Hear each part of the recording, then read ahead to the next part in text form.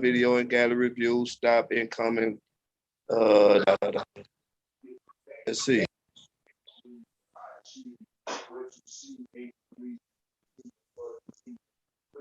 Yeah, mine ain't acting like that, bro. I don't see it nowhere on none of these buttons. All right, well, we just roll with it. Y'all know how to turn your video on if you need to. Do I have to? Your video was on and it cut off. Yeah, I know, but do I have to? I guess not.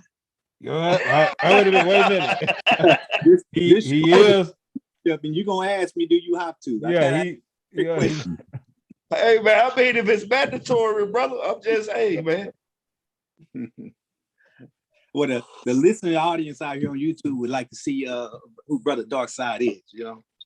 Hey man, that's the name of the dark side. You know what I mean? No, the name of the dark side says Motto Stylist right now. Say E, man, don't laugh at that shit. Where you see E at? You know, that ain't E. Nah, who is that? That's somebody else. Okay, that's young. That's national chairman. Okay. He had technical difficulties, but we on stream. We on live now, y'all. Right on. Yeah, we live. All right. Who this? Yeah. Hold on, I gotta switch over. All right, so he had technical difficulties, so we're not gonna have him. I really wish Darkside would bring a video in and change that name to Darkside. So see, there you go. I just asked, did I have a choice, okay, brother? There's old E right there. No, you ain't got a choice. I don't know why I told you that. Okay, then I mean that's all had to be said, right? This is the first time that the Panther 48 is going live. So we're coming at you live now, and we're going to introduce this round table and this discussion that we're about to have. We're going to discuss leadership and from the perspectives of people's perception on leadership and what true and real beneficial leadership in the community actually is. But first, I'm going to introduce you to all the brothers. We got brother Robert Ward calling out of San Diego, representing the People's Black Panther Party as the chairman and as the chief of staff and as the chairman of the San Diego chapter of the Black Panther Party. All power to the people, everyone. We got Chairman Yangi Nkrumah calling out of Atlanta, representing the People's Black Panther Party. All powers to the people.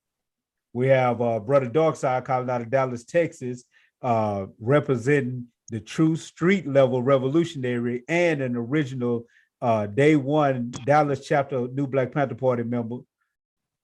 Right on, true peace. And I thought I had Brother E in for a minute. I let him in and he disappeared.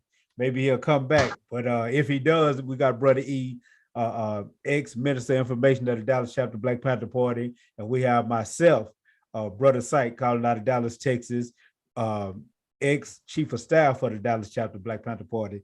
Now I'm a member, I'm 1/3 member of the Panther 48, a collective of revolutionaries who have came together for the purpose of gathering and categorizing revolutionary ideology and bringing other brothers who might have deeper insights into those revolutionary ideologies to get their ideas, their concepts, and their commentary. So welcome to the Panther 48, first time going live. We're going to make a few mistakes, simply because we're putting this thing together while we're driving.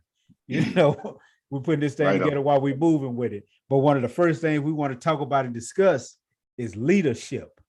And maybe somebody will jump in there and just give an idea of the way that you see or view real leadership. Okay, I'll go first then. Well, I would say this. I want to kind of start off on the perceptions a person may have about what leadership is first, and then use that as a backdrop to go about and talk about what real leadership is.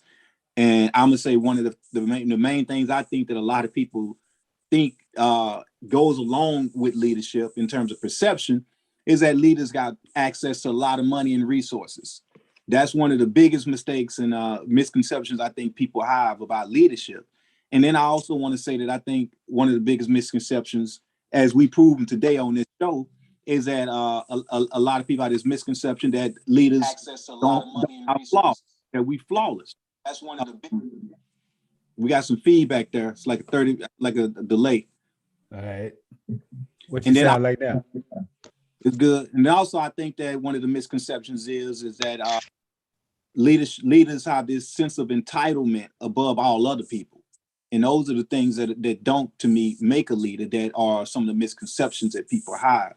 Now, in saying that, what makes a leader, just as we just get started here, just to open the doorway, is a person that is willing to hold themselves accountable for their actions and their integrity, and represent on the best interest of the people. That's what a leader should be. Somebody that who's representing the best interest of the people, how they ear to the street, how they ear to what the people's needs and wants are, and willing to, work on seeing to it that those things take place, and will put the lives of the people above their own individual lives for the sake of that.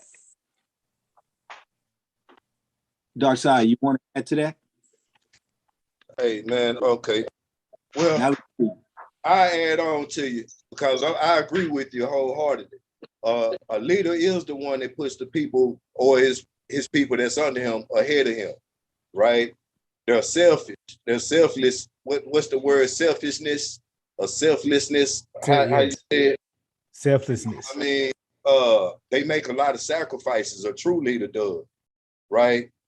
A true leader. Give me 1 minute. Let me think about this because I want to make sure I word it right. So go ahead and pass the psych. Let psych tell. Well, I think we're all kind of building on the same thing. One thing that I see that both of y'all have said so far about leadership is that true leadership is selfless, and that a leader has to make sacrifices. In the autobiography from Malcolm X, I remember that there's a point where he's explaining that anybody that considers themselves in any true, real leadership position, when they made decisions, they just couldn't make decisions for themselves, but they had to make decisions and with the idea that anything that I do may benefit or hurt the people that's following me. So you have to always consider the organization before you make a decision. Matter of fact, you have no personal decisions that you can no longer make when you decide to step into the role of a leader. Another thing is, I remember when I was in prison, there was a brother. He was the what do they call it in prison? They don't call it the imam. They call it the coordinator. He was the Islamic coordinator, and the brother, he liked to smoke weed. So he came to me and he asked me. He say, because they was pretty much getting on him. Other than that, the brother was on point. The brother was standing on the square and everything else. And he asked me what I thought about it. Because they was getting on him about smoking weed and being basically the imam. And I told him, me personally, I don't think nothing's wrong with you smoking weed. I've never seen you out of character. You're not running around blowing all your money on weed. You be in your cell doing your own thing. I say, but here's the issue with the fact that you are a leader. It isn't whether or not something is wrong with it.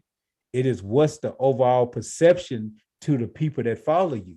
Do they think something's wrong with it? Because you have to stand in certain type of shoes, regardless of how you may personally feel about a situation. You have to consider how your people feel about that particular situation. And I can get long-winded, so I'm gonna try not to talk so much, and I'm gonna pass it on, and maybe we could add a little twist to it as far as, because we have popular misperceptions about leadership. Where do y'all think some of those misperceptions may come from? You know what though? I wanted to speak on the thing. I like what Ward was talking about earlier when we was talking about, and like you said, misconceptions of leadership. One of the misconceptions is that flawlessness. I thought that was perfect to touch on. Another one is a leader must be all-knowing. That goes into what makes it, and that's a misconception. What makes a leader, and what is the leader, and why is that person a leader? You said something that was interesting, Brother Syke, when you were talking about the Islamic coordinator. and he asked you whether smoking herbs, smoking weed, did you see anything wrong? I like the advice, the response you had given him is whether or not I see it wrong, but the people who support you. I would take it even one step further. What makes a leader is not just about the people thinking about the people that supports them, but about how stringent, how disciplined, how rigid, how dedicated they are to the philosophy and ideology they push. Where that Islamic coordinator made his mistake is that Allah says it's haram. According to the so if your philosophy says it's wrong, then it doesn't matter what anyone else says. True indeed. So you're not the best to be the best example of one who will stand on that ideology or theology or philosophy.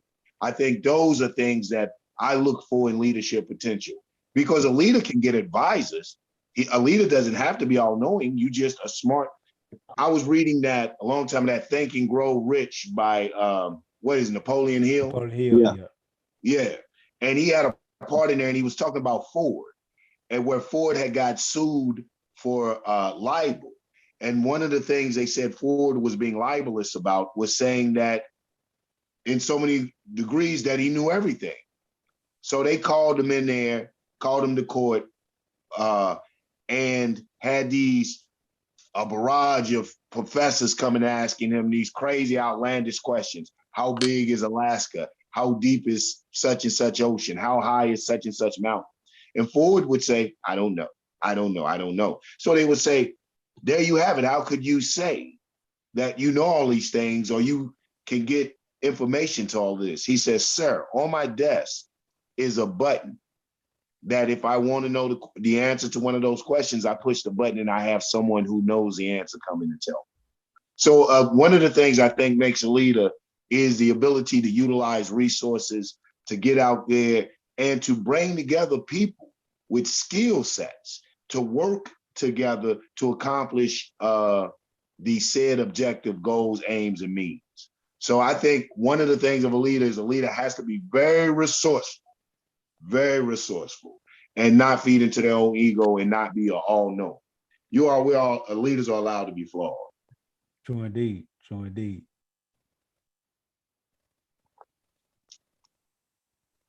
What, you didn't have nothing on that? Well, basically, that to me, I mean, he summarized it. That's the thing as far as that goes. Now, again, like one of the questions what you was asking about, where does a lot of the perceptions? Hold on, what is that? Okay. Is that you? I hear kind of like a cracking in the sound when you talk. Testing, can y'all hear me? Okay. Everybody here? Okay, it might be me. I heard you. Go ahead, Walt.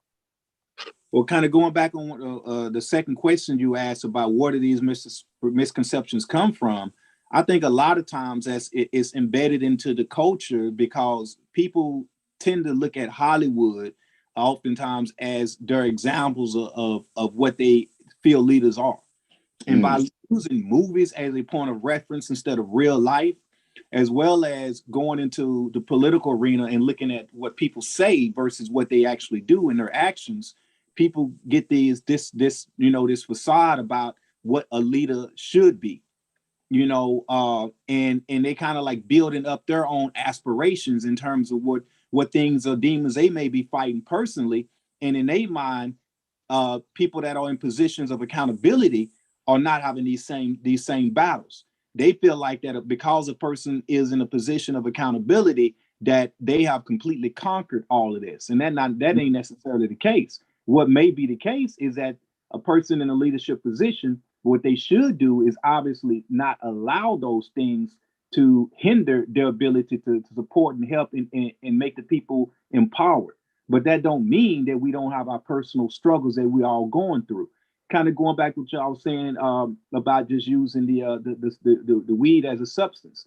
You have people out there that may be in leadership positions, but they may be coming back or they may be having issues with alcohol or drugs. But in the arena in which they're speaking upon, and depending on what type of leader they are and who they're working through, that may not necessarily be their field of operation. So, for instance, if I'm a doctor, let's just use the example of a doctor. I can see why you would have an issue seeing me and taking my advice about health if I'm big and fat.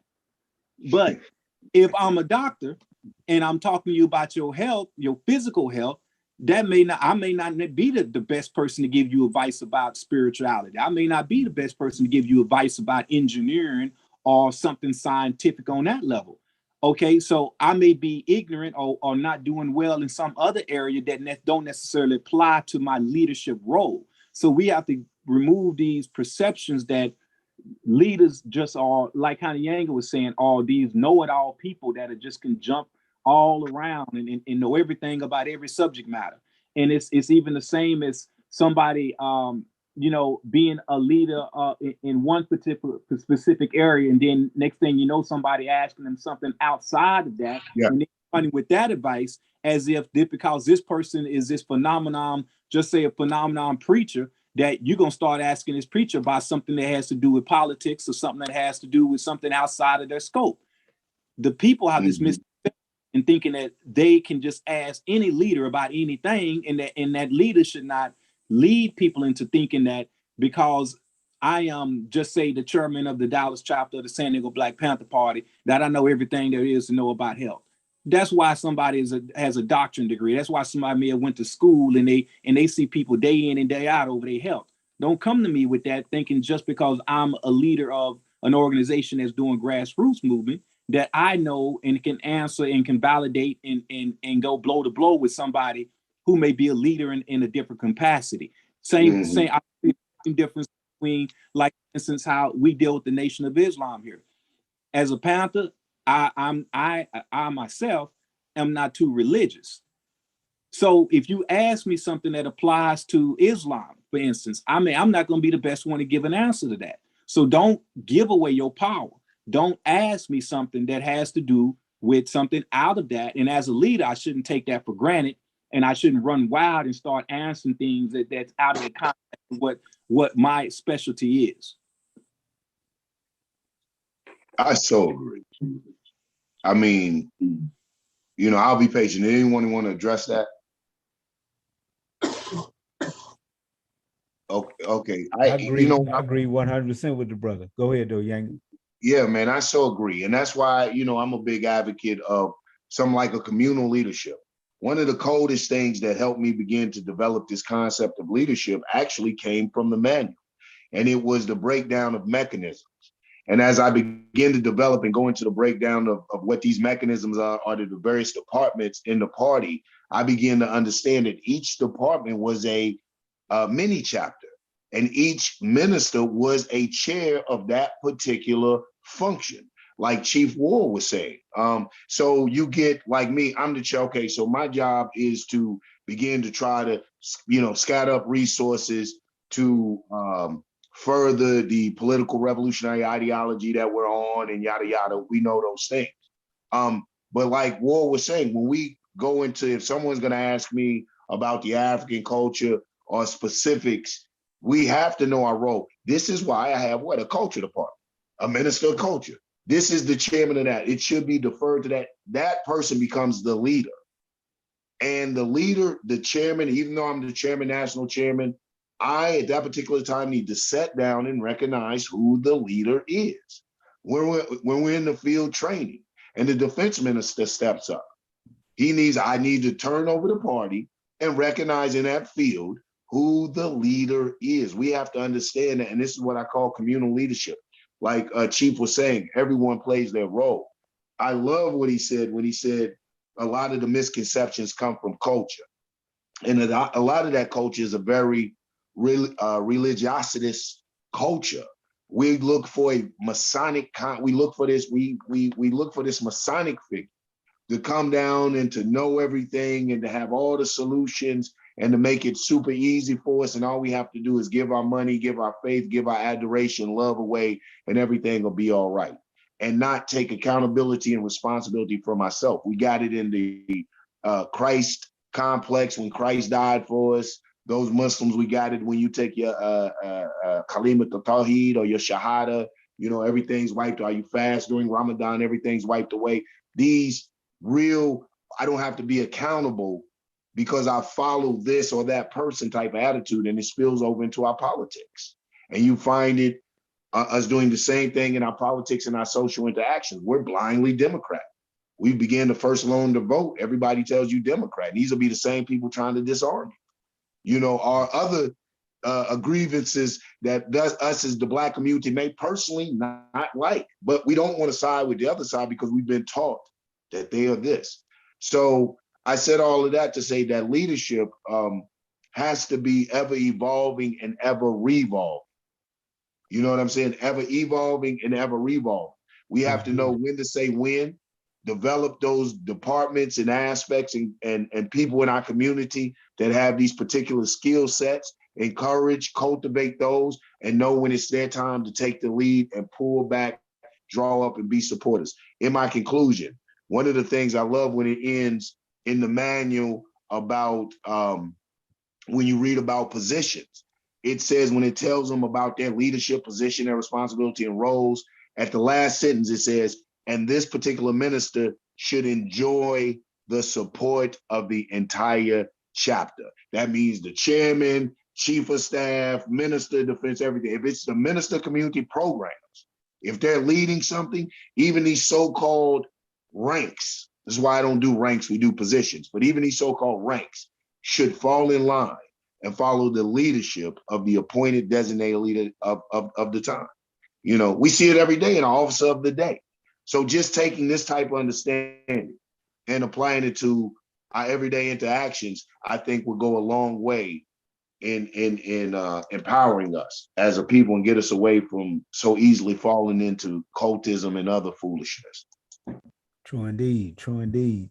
And you talked about the mechanisms in the party, which leads me to ask this question, and for any of the brothers to pick at, because I think you made a major point that people, not only people in the party, but anybody dealing with any kind of leadership and trying to produce the right amount of love, and I'm not talking about love in an extreme emotional standpoint, but love and unity and cohesiveness with their organization should operate from. If every minister, every particular secretary in a particular organization knew that when they made a move that they had the entire support of the organization all the way up to the chair, the CEO, or whoever it was in that position, I think that the organization could get a whole lot further. But the point I want to make is we're talking about leadership and leadership roles. And I wanted to ask is what are some of the what are some of the positional frameworks of leadership? If anybody would like to build on that. I think we got Brother E trying to join in again. Hopefully that'll work out for the brother this time. But would anybody like to build on that? What are some of those positional frameworks of leadership? I start off with that and just kind of like give a little name, kind of just give them some categories a little bit. Some of the positional frameworks I can think of is somebody that could be considered a light bearer, an optimist, an activist itself is what we're gearing from. A vanguard, you hear that tossed around, a strategist, a tactician, a specialist, protagonist, the pathfinder, and kind of breaking those down. Like the first one, somebody that's an optimist. This is a person that basically is a champion of the cause that brings people in or reels people in to a specific cause to just gather them there. And then a light bearer is a person that has the ability to look at things from the standpoint of logic and magnetically able to attract people. And the activist is a person that's a doer and they operate off the empowerments and bring action to people. The vanguard, they initiate the movement and the momentum for others by applying, observation and participation. The strategist is the person that maps out the mechanisms in order to be successful, like what Yanga was talking about. The tactician, that goes into what we talk about when we talk about the minister of defense. It's the person that has to basically deal with the on-the-ground advantage. And one of the things and acronyms we use to talk about that is we basically say that they have to be able to navigate their toys, which toys stand for tools of your surroundings. So from that's what the tactician is. Now, specialists, this is somebody that doesn't know everything, but know how to do one thing real well. And so for that specific specialty, you go to them. And we're talking about leadership. So as it applies to whatever that specialty is, that's their area, that's their lane. Pathfinder, their legacy is to find new ways and innovative avenues in order to move the organization, the party, or the people forward. So when I think about just the frameworks, these are the different categories I would kind of like break those down into. Brother, nice for you to join us, brother. I'm glad I missed that part of it because it sounded like boy doing the boring shit again. What you doing? Trying to fight you a case of COVID or something? Oh no. I just been playing around with the print stuff. I don't know if you can see it, but yeah. I'm playing around with the t-shirts and whatnot today. So just having some fun. Last question that we built on, and I'm gonna add on to what Ward just said, but I'm gonna give you the question. Last question that we started building on. What are some of the positional frameworks of leadership? And glad you ain't asking me that. Brother E is I don't know. In ancient folklore and mythology, all people had a trickster. There was this trickster. Even if you bring it all the way to Looney Tunes, you got Bugs Bunny. If you go all the way back in the day to ancient Africa, you had, who was the brother? Who was it?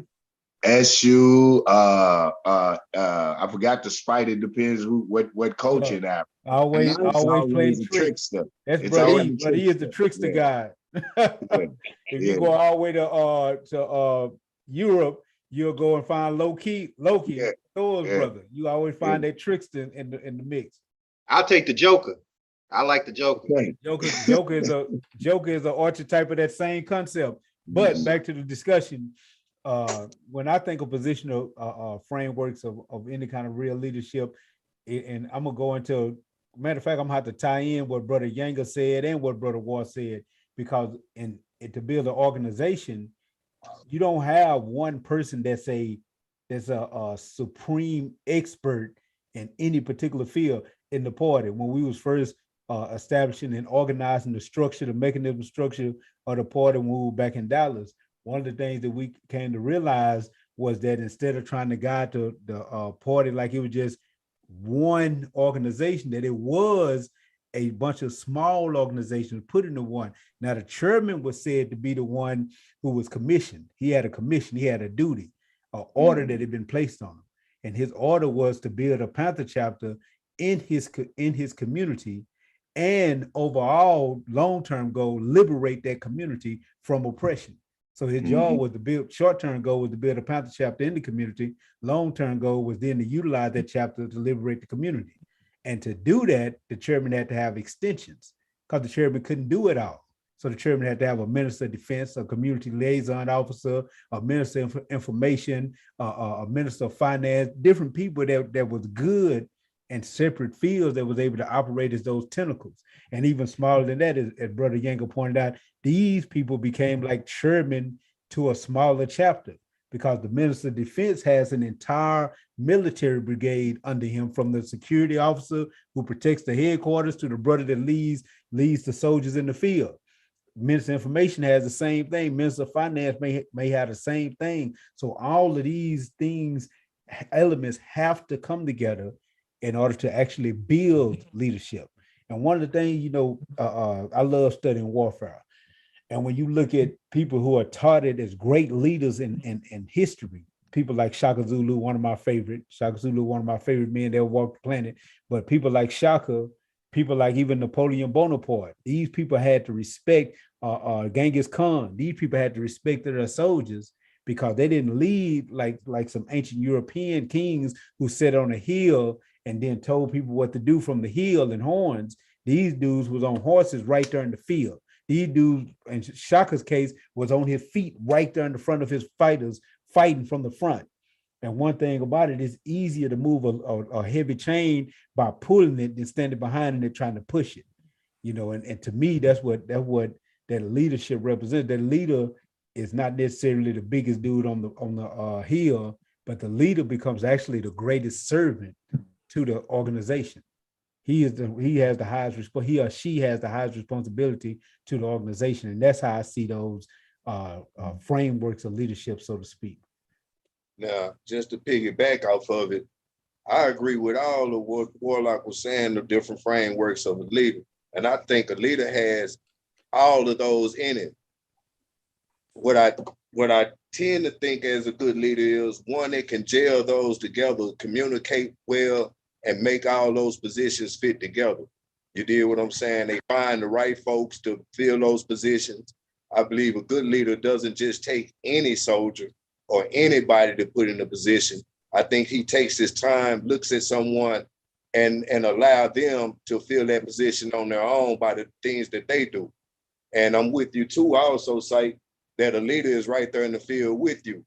You deal what I'm saying? The one thing I always hated with a supervisor on the job is one that want to point out, but don't want to get in the mud with us and work.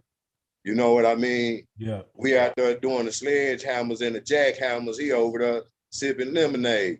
You know what I'm talking about? They want to come out there and talk about how hard we done work today. Now, you know what I mean? So I'm with you on that one too. A leader is one that's gonna get out there in the field with you. Another thing is a leader is someone who can admit their wrongs. You know what I mean? I believe the perception is a lot of times leaders are supposed to be perfect. You know what I mean? Like we don't make mistakes. You know what I mean? And to me, a great leader can admit his mistakes. You know what I mean? So, indeed. But that's about where I'm at right now. Well, look at here. I don't know about the the framework and all of that boring stuff that Ward was talking about discussion before I got on. Can y'all hear me? Yeah. Yes, sir. Indeed. Yeah. Oh, okay. But for a long time, at least in this country, there's been that juxtapositioning, that kind of split between the intelligentsia and those that were in the street. You know, those who would sit and talk about it, think about it, theorize and all of that, and those that were messing around in the street and whatnot and doing what they do. And I kind of agree with Dark that somebody who's an effective leader is somebody who can span the chasm between the two. Malcolm was one of those cats that would easily get down with folks in the street and say the things that the masses of the people were thinking and feeling and touch the hearts of them at the same time. He could debate the best of them at Oxford or Harvard, or go to the UN, go to the heads of state of other African nations and whatnot, and command that respect for his intellect. You know, so it's this ability to not only theorize, but to also be able to put it into action. And I think a lot of times, especially today in our community, we've been so, in a way, many of us have been so enamored and taught to look at the bourgeoisie and the class of folks that can afford and who decide to go to college and that sort of thing as leadership. You know, these people are propped up as our leaders. And a lot of times those in the streets that are actually doing the work don't get the same type of respect. You know, it's often thrown out that somebody has this degree or does this or whatnot versus somebody who's been in the street, didn't go to college or jumped out of college or whatever it was. But that ability to go back and forth is something that I think that is being lost. And the division between the two is being amplified more and more as we go forward. Those who are the talented tenth, or the boule, the black boule, or the black bourgeoisie, are more and more being cleft away from the masses of the people. You know, the thought, the mind is being taken away from the body, so to speak, within our communities. And so when I think about it, and there may be, you know, those sisters and brothers that are doing the work in the streets don't get the notoriety by the media or even by our people within the structure, simply because that's the way the oppressor wants it. That's part of maintaining that dichotomy between the two. But I mean, I'm hard pressed to Malcolm, for me, Huey and them, I'm trying to think, Angela Davis, that type of, we think of Huey and these cats as cats who doing breakfast programs and whatnot. We forget that these were, some of them were college educated, whether they were college educated or not, they were just extremely intelligent. Fred Hampton, I mean, these cats were, and they were kids. I mean, they were 19, 20-year-old kids doing, the intellectual work. And that type of ability to think and to do has been just so completely cut off, has been just so separated, milked down and watered down and just completely removed from the masses of the people, and that's probably for me the most damaging part of what's going on is we have this body of BLM cats that are in the street. Okay, it's obvious a lot of these cats really want to do something. They want to move. They're pissed off. They got the energy, psych, they got the emotion, but they don't have the intellect and the direction and the logic and the understanding to actually give direction to that. So we end up being in the streets just tearing up stuff or protesting again and again and again. Or we have the cats who sit in the boardroom or sit in Congress and whatnot and have these these sessions of intellectual masturbation where they talk about it, and it might be some good ideas, but they never know because they're not in the street. They're not putting this information, these theories that they have into action so that they can see, because there's always a difference between the theory and the application. No theory comes to any manifestation as a pure theory. Capitalism, we've never experienced pure capitalism or pure socialism or pure democracy, simply because when it moves from theory to action, there's always some loss, there's always some difference there. And so many folks that could be actual thinkers and doing effective work within the community are so tied up with their petty nonsense, to me, petty nonsense that everybody goes through that really ain't as major as we make it out to be. And so that keeps us kind of separated, that keeps the head from the body. And of course, that's the way they want it. So somebody for me who's truly a leader can step into that area. Minister Farrakhan, same thing, and those are the ones I can't, it's hard for me again, because we don't get the notoriety of those who are actually being leaders and being in the streets and taking that information and doing in the streets and whatnot. They don't get the notoriety, so we don't hear about them or whatever.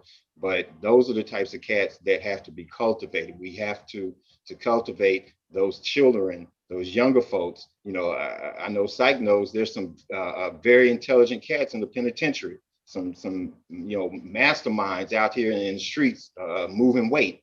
And we know this, but because the intellect has been separated and the understanding, you when people are able to make money, they make money, go buy the house, move up out the hood, and no longer have any type of connection to the masses of people in the hood, so that they're gone. And that leaves the folks that are in the hood, that's that integration y'all fought for. Fuck integration. That's that integration that everybody was, we got to be integrated. That's what it ended up doing. It's taking our best and our brightest and moving them away. That's what capitalism does. That's what white folks do. They raped our communities of the resource of the minds, and now we're left with bodies who want to do, who want to be free, who want to move forward, but have no idea, because those who could figure it out, at least intellectually, have gone about their ways for their own personal gain and have gotten caught up in their own personal bullshit. That they can't see the masses of the people anymore. They can't see their connection to the masses of the people, and they no longer really matter to them. Sorry, my bad. You're all right. You're all right. Matter of fact, you brought something to my attention. You made me think of something when you just said, and because lately I've been thinking about this. I guess it's because I saw the Kanye West interview on Drink Champs. I think he was on Drink Champs. And he went to talking about Larry Hoover. And if you think about the things that people like this have created and built and masterminded, even while a person like Larry Hoover was still in prison, in another day and time, in another age, this dude would be a masterful general. This dude in oppression of America. This guy took a bunch of uneducated street dudes and turned them into a nation inside of a nation. And then this dude mind and his organizational ability is so powerful that even when they put him in prison, they still can't take his hands off the steering wheel, allegedly, because they're trying to free the brother from what he built and what he created. You have to understand that this is that Shaka Zulu mind state. This is that Genghis Khan mind state. And the society knows what it's doing, because when you take this, if you allow this to be free, this is the type of mind state that actually produces and creates nations. Brothers like even Tookie Williams, once a person gets too much influence and too much, and I mean influence in the most positive way, because these brothers have the ability to move brothers and sisters in an extremely positive manner. They have that type of influence. So yeah, these brothers, you can't help but see the mastermind in brothers like this, Larry Hoover, brothers like even Big Meat from BMF. These brothers, they had big ideas and they knew how to put their hand on the steering wheel of the machine that they was trying to build. And that's one of the things that we have to be able to see, that genius level mind state that's being criminalized in this society. Because if you think of any of the great generals from old in this society, based off these standards, these dudes would be criminals and killers. If you think about how dudes like Shaka Zulu moved, if you think about how people like Napoleon Bonaparte moved, you think about these things. But that's one of the things that you made me think of. Also, another one was because he was talking about the difference between brothers like Fred Hampton, who was 21 when he died, or brothers like Hugh and Bobby, who were just young idealistic kids in Oakland when they built the Black Panther Party. So when you think about things like this, and then you look at what we're dealing with now, so you have to ask this question. At least I have to ask it to you, brothers. What is the difference between made leadership and natural leadership, if there's such a thing as natural leadership, just natural leader abilities, and made leadership for whatever purposes? Because one thing that we do know is that even this country, things when you think about the situation of Patrice Lumumba and his assassination, and the brother that was placed into position there that wasn't as aggressive as Patrice Lumumba was. Sometimes nations will put the leaders in positions that they want them to be, and go all the way back to the Bible, and you'll see the same thing with the Pharisees. Rome had conquered Israel, had conquered those Hebrew people's lands. Then they took their religious leaders, the ones that was going along with the plan, the Pharisees, put them into the most powerful positions, made them extremely wealthy, and just let them know, hey, you hear any rumblings about some kind of Messiah, revolutionary type guy, you make sure you let us know first. And as long as they were willing to play those roles, they lived well. They had the best seats at the feast, So what, in you brothers' mentality, what's the difference, you brothers' thoughts, what's the difference between made leadership and natural leadership? Well, you already said it. I mean, it's the same thing that Malcolm used to talk about, like with the March on Washington. It started from the streets. The masses of the people were talking about going down and marching on the Capitol and getting wild with it. And when the master heard about it, they put certain folks in front of it. Those were the made leaders. I'm sorry, I'm gonna step on some toes. Dr. King, and what's that guy that just died not too long ago? The old with the funky looking. I never liked the way he looked. The talk, John, whatever his name was. Lewis, yeah. Yeah. These were made leaders. These were people who were propped up, given a position, given money, and let's face it, a degree in the society is a form of that making. For me, a degree is nothing but a receipt that says that you were able to pay the fees. It doesn't mean you know anything about the masses of the people and what's going on in the streets. It's Tupac. Tupac had potential. Had he lived long enough and had the right influences around him, because of his charisma, because of his energy, because of his willingness to get up in the front and run his mouth and say what it was that the masses of the people chose him. The people choose natural leadership. The people automatically gravitate toward those who touch them. Those that don't, but somehow end up in the front of the position, are those that are made. And again, the system is designed to do exactly that, to take that talented tent. I mean, that's an actual thing. Barack Obama, he could have been somebody because he had the skills and he had the conversation, he had the charisma, he had, whatever looks, go for it. He had the makings of it, but the system, the machine got a hold to it and made him what he was. He was never one of our leaders because we didn't choose him. He went through the channels of the mechanisms of the system in order to become a part of their leadership, those made leaders that are put into positions to manage, to manipulate and control the masses of the people. Whereas somebody who's a made leader, somebody who was born into it, and as opposed to being sworn into it, somebody who's chosen by the masses of the people, they gravitate to and are educated by the people. You know, that's an African thing. African people, we educate our leaders. It's like people try to say Tutankhamun or Tutankhamun or Ramesses or whoever you want to call. Well, the pharaoh back then was like the president now. No. The president now is part of a mechanized system of manipulation, whereas somebody in a pharaoh or the head of an African kingdom or rulership or community is somebody who has been cultivated and taught and created by the masses of the people throughout their life to be a servant, not to be a quote unquote leader, not to be somebody who's out in front, but somebody who serves and commits their entire life to that service position. And it's a totally different, that's the European mindset versus the African mindset. It's two totally different positions, directions, objectives, and processes that create that. And so when you have somebody like Tupac was crafted by the people, by his experiences, by what his mother went through, by what his godmother, his aunties, his uncle, all the people that surrounded him crafted this young man to have some type of information, to have some type of direction, so that as whatever gifts he was bestowed by the creator, those were pointed in the direction for the benefit of the masses of people. And for me, that's the difference, is who is that leadership, quote unquote leadership, who is it benefiting? Is it benefiting us, or is it benefiting the oppressor? And for me, that's the difference. I mean, when you really get down to it, what are they doing for the masses of the people? You know, so my bad once again, sorry. You know how I get. Now, even to piggyback on that, let me ask you this.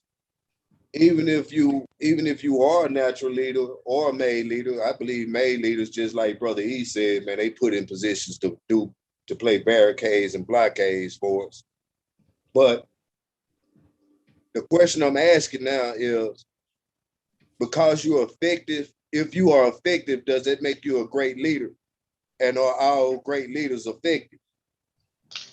Well, I would, you know me, I'm African all the way, all day long, all the time. And for me, a great leader or a leader or an effective leader is somebody who the masses of the people determine to be effective. An effective or successful or good leader in our communities is again, what would you say your question again? I feel like the reason I'm asking is, right, because you have people like Barack Obama who are made leaders, right?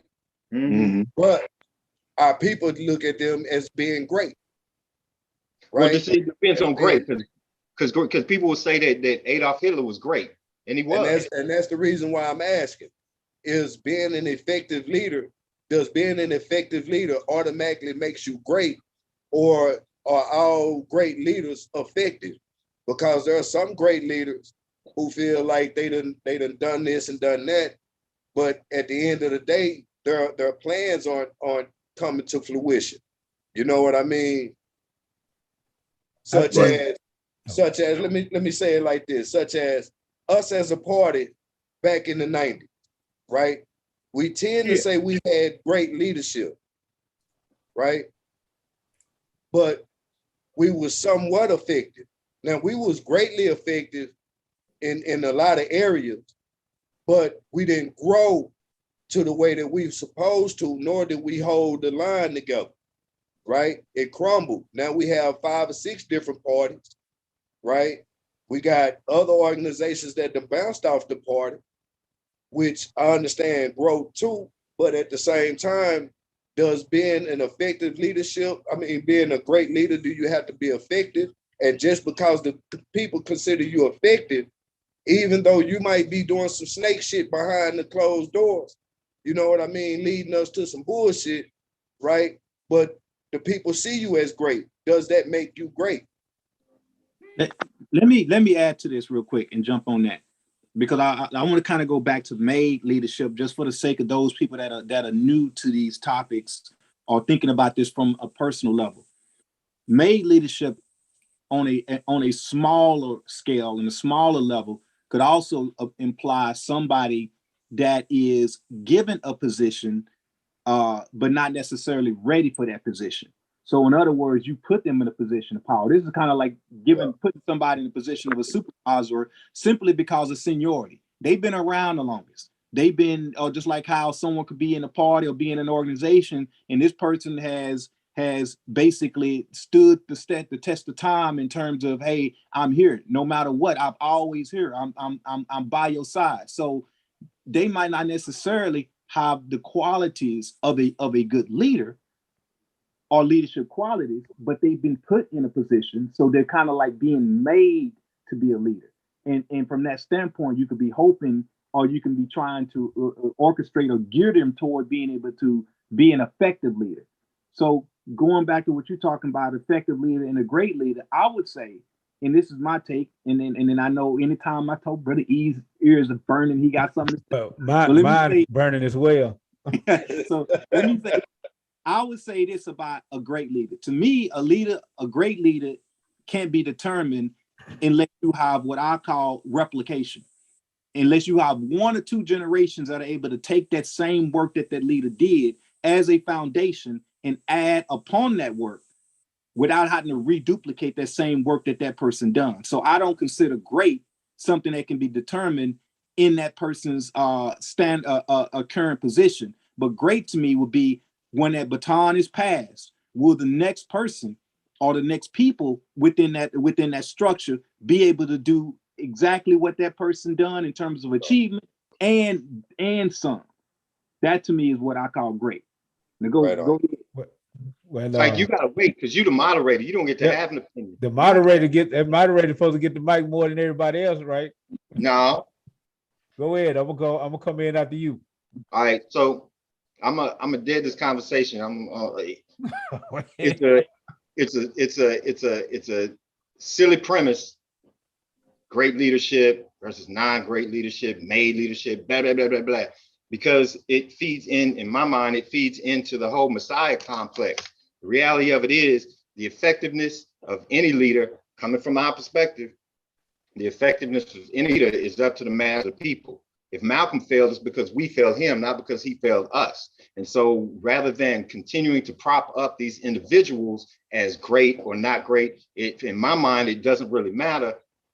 Their greatness will only be determined in terms of what it is I do with it. And this is something I think we've all struggled with, beating ourselves up after a period of time. Man, we didn't succeed this, we didn't succeed that, we couldn't get this going, da da da da da. When in reality, the fact that we stood our ground, the fact that Malcolm stood his ground and did what he did and took the steps that he took, made him great to me.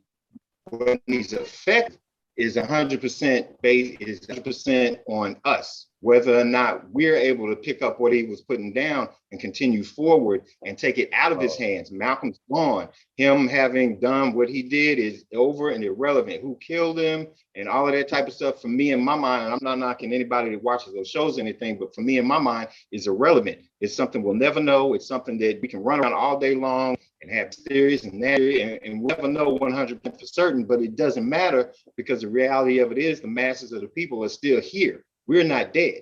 And so whether or not he was effective, whether or not, or how great he was, is a matter, his greatness is a matter of opinion. Some people think he was poor, some people think he was the greatest since burnt toast or whatever. But the reality of it is his effectiveness depends 100% on what it is I do with what he said.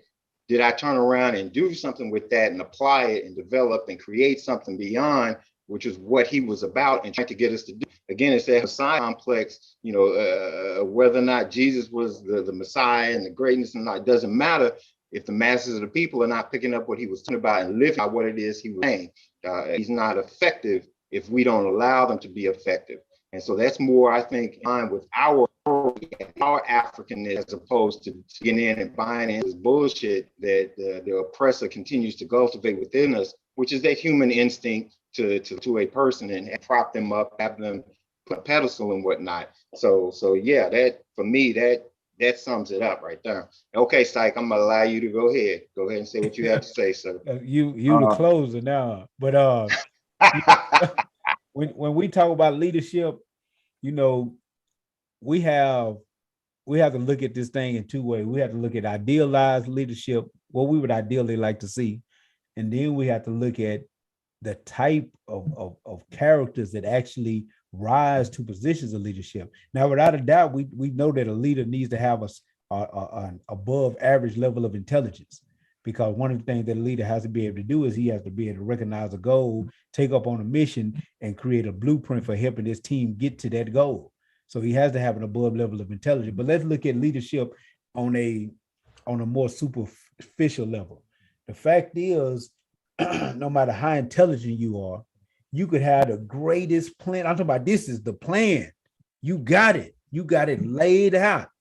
But if you don't have the ability to articulate that idea in a way that makes sense to the masses of the people, and you don't have the let's call it the vibe. You know, Dr. Khalid once said that our people are lost, so they need correct information, but we also are people of rhythm and spirit, so we need correct inspiration. If you don't have, and that's something that somebody like an Obama had. He had that mouthpiece. He had the height that represents being able to tower over a situation. He had the charisma. He had those things. Whether or not he actually did what people needed him to do, he had those things that people look for. He had that quote unquote rock star appeal. And even Pac, he was shorter than the average, but even Pac had it. Pac had that charisma, he had that boldness, and he had that courage to stand out. The dude was only 25 years old when he died. He hadn't reached his height of his understanding yet. And he definitely didn't have a plan yet for taking people toward freedom, but he ideally wanted to have one. And that is one thing that we cannot ignore looking at. They didn't give us the ideal in this society of Superman and some big fat white bald guy. They didn't give us that. They gave people an image that they could admire, the aesthetics of a certain thing. Now on another level, and from that, like I said, I'm only talking about the superficial aspects of leadership. Because people matter of fact, I'm gonna go into it just a little bit. Think of people when we talk about people like Malcolm, who was a great speaker and had never really, Brother Ward probably done more organizing than Malcolm had a chance to do before he died. Brother Malcolm's organizing was based on what he was given from the Nation of Islam. His own personal organizing, creating a plan, writing a blueprint, started taking place after he left the nation, which was not but a few years later he would die. So he never had the chance to just really master the level of organization that a good leader needs to have. But he played the role. Disagree with that one. That you think he mastered that? That you think he mastered that? Look at E. Malcolm organized the Fruit of Islam. Malcolm was responsible largely for Muhammad Speaks. Malcolm did so much internal organizing. Malcolm basically essentially was 60% of the Nation of Islam. You know what I'm saying? Malcolm honed and crafted a lot of his organizational skills in the Nation of Islam. And in fact, Malcolm's parents were Garveyites and members of the UNIA. So, you know, he came from a background of organizational structure. But I think in the Nation of Islam, he really began to hone, I mean, he organized in the hustle level, but he really began to hone that craft for righteousness. And notice the quotes. He began to hone that in the Nation of Islam. And I think if we really begin to study, we will find out how instrumental Brother Malcolm was in organizing the nation. Now, Malcolm, without a shadow of a doubt, like you talk about the Muhammad Speaks, training the brothers, but Malcolm didn't create the structure. And that's what I mean by organized. He came into the organization. It's like, let's say Brother E has a club. We're gonna call it Rabbits and Cabbage. He has a club called Rabbits and Cabbage. And I come, he hired me on at the club. Brother E has already built the club. He got women dressed like bunnies in cages all over the club eating cabbage. You know, he already got the structure. And I come in and I add some new ideas to either blow E up. We create franchises all over the country with some of the ideas I added, but E had a structure already laid out. And that's kind of like what I see from Malcolm. Now, I don't doubt Malcolm was creative. He was a thinker, and so I don't doubt that Malcolm, if given the chance to live, and of course his enemies didn't doubt it either. That's why he wasn't given the chance to live, would have ended up building or creating something magnificent.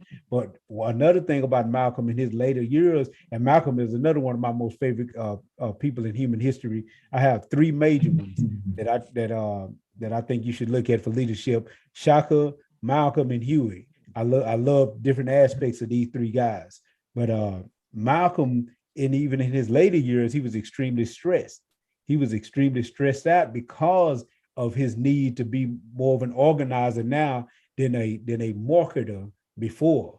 You know what I'm saying? He had to create a brand new structure. Or some like, let's use Huey, for example.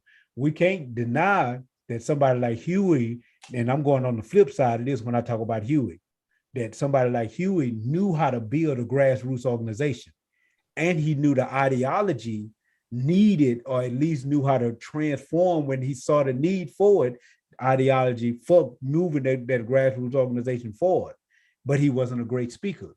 It wasn't Huey's speaking voice that moved the crowd. It wasn't that.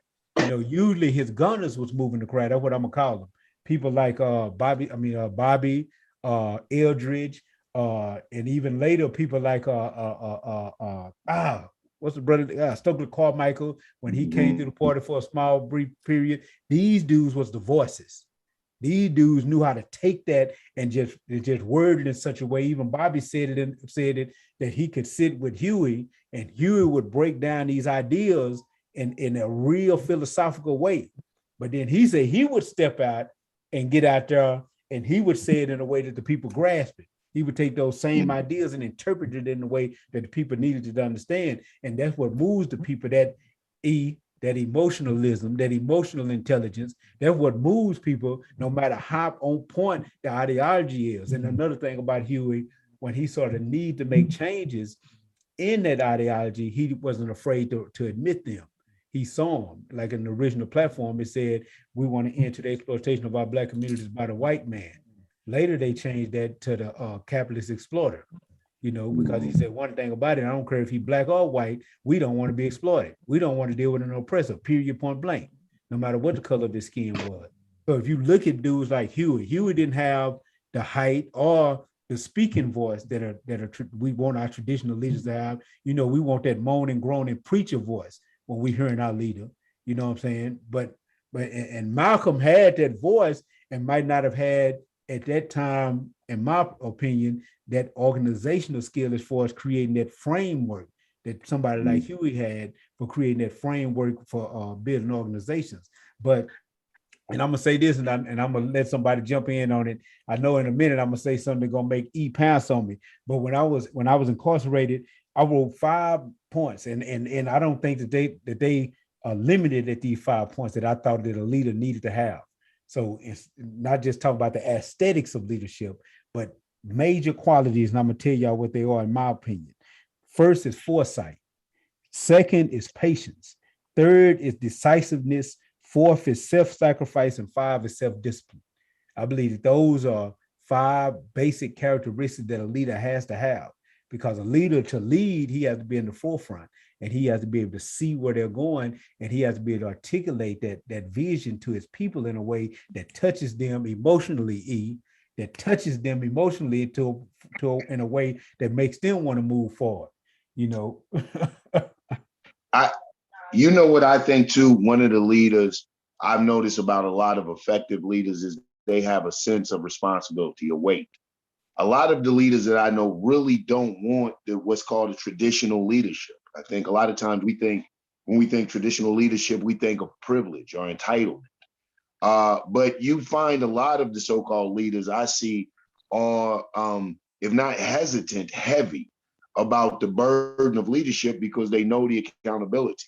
Also, what I think we have to ask ourselves is, leader of who? How are we looking? What is the perception of leadership like? If we're looking at Farrakhan, as being an effective Black leader. That's one perception. But if I'm a Black Muslim, then I'm looking at his leadership in another light. I think that that's very important to understand who, what role we're looking for a so-called leader to play in our life or in our understanding. Lastly, what I really don't judge a good leader by is because like I said, a lot of leaders I know and that I probably follow were reluctant or hesitant, didn't want to be leader, is about the inspiration and influence. Like you said, Huey may not have had a speaking voice, but there's no denying the impact that Huey left. Brother Malcolm, you made some excellent points. Our dear brother Malcolm may not have been one of the strongest organizers, but there's no doubt the influence and the impact. So when we look at leaders, what is the influence? What is the impact they left? Do they inspire us to pursue and further that particular ideology and philosophy? I think that that's super important, because when we look at these so-called qualities that these leaders are supposed to have, we're still looking at qualities in a man, in a human. So despite how many qualities we look for, how many we see, we may see just as many that make them non-effective in leadership. So to me, I think ultimately mine is the level of influence and impact. I like what you said, foresight, and the ability to galvanize and motivate their people, whatever particular people that leader. See, I have a problem with all of these words: leader, rank. I like position. I don't even like followers. In the People's Party, we don't have followers. We have supporters. You know what I'm saying? Support the vision. I, at this particular time, happen to be the one to articulate it. Now, you want to start getting the skill sets and putting all the mechanisms together, then I defer that to Chief War, who is a magnificent leader in those type of things. So to go back at the risk of sounding redundant, that's what it's all about to me: influence, inspiration, motivation, and the ability to galvanize and motivate the people to tackle the task at hand, and if at all possible, to achieve the victory by accomplishing it. Yeah. Hey, look here. I forgot what I was going to say. Oh, real quick, side note here, Brother Younger. Yes, sir. Where the hell were you when we had our great debate?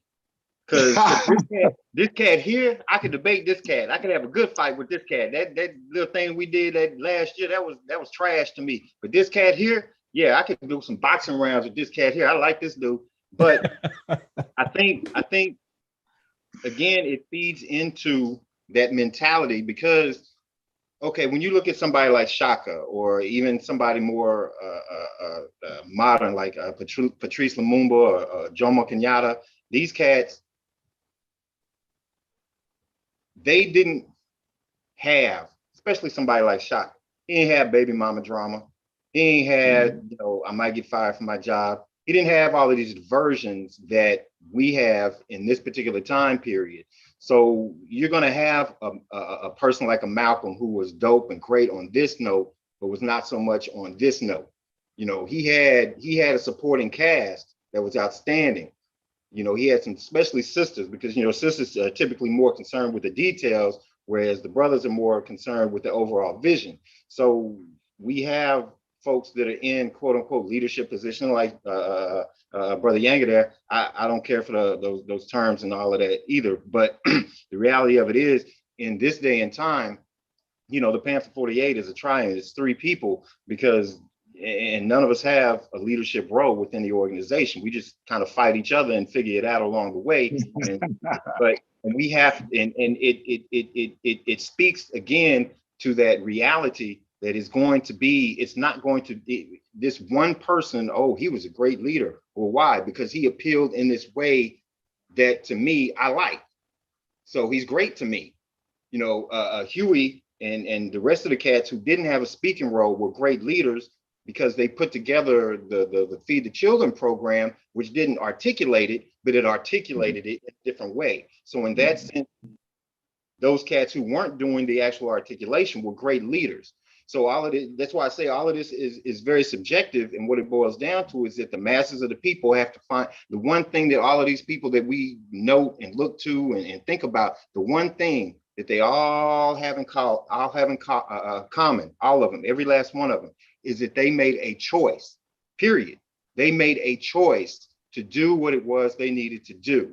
And that's the thing that separates those quote unquote followers, not even followers, but those who don't give a shit and go the other direction from those who are the quote unquote leaders, whether they're the Tupac or they're the cat in the background in his entourage doing whatever he was doing, whether it's Malcolm or it's the sister who stayed up late writing some notes and putting some things down that Malcolm had said. Leadership for us has to be a group effort. There has to be this situation where you have people who rotate in and out. Yanga kind of hit on it, made me think of someone. When we think about the mafia, because whenever y'all say this made leader, and I keep thinking mafia. I watch a lot of mafia documentaries because it's just cool to me. But Luciano was this mouthpiece, but they had the commission. The commission made the decisions, but Luciano knew his role. He knew he stayed in his lane. He knew what he had to do. So people looked to him because that's what people do. But then when you get outside of that speaking engagement or whatever, and you're back in the streets, you look to your particular don or your boss or whoever it was, your lower boss or whatever the hell they're called, your captain, all of that type of stuff, because that leadership is fluid like anything else. It's not static. It's moving. When it came time back in the day for somebody to teach a class, 9 times out of 10, Ward was going to look at me. If class started at 7, he'd look at me at 6:50 and say, E, you need to put together a class. Well, hell, or E, you need to go and speak in front of these people, 3 minutes before it's time to go on. It's like, what the hell are you doing? But that was my role. That was what I was supposed to do. When it came to actually writing stuff down and putting it together and I looked to Psych or to Ward to put that together because that was their leadership role. That's what they did. And I think that we get so caught up in the Hollywood, the entertainment, the he's got a nice face, or he speaks well, or he's tall, or he's light skinned, all of that nonsense, that we have completely lost an African concept of what leadership is. Leadership is not an individual.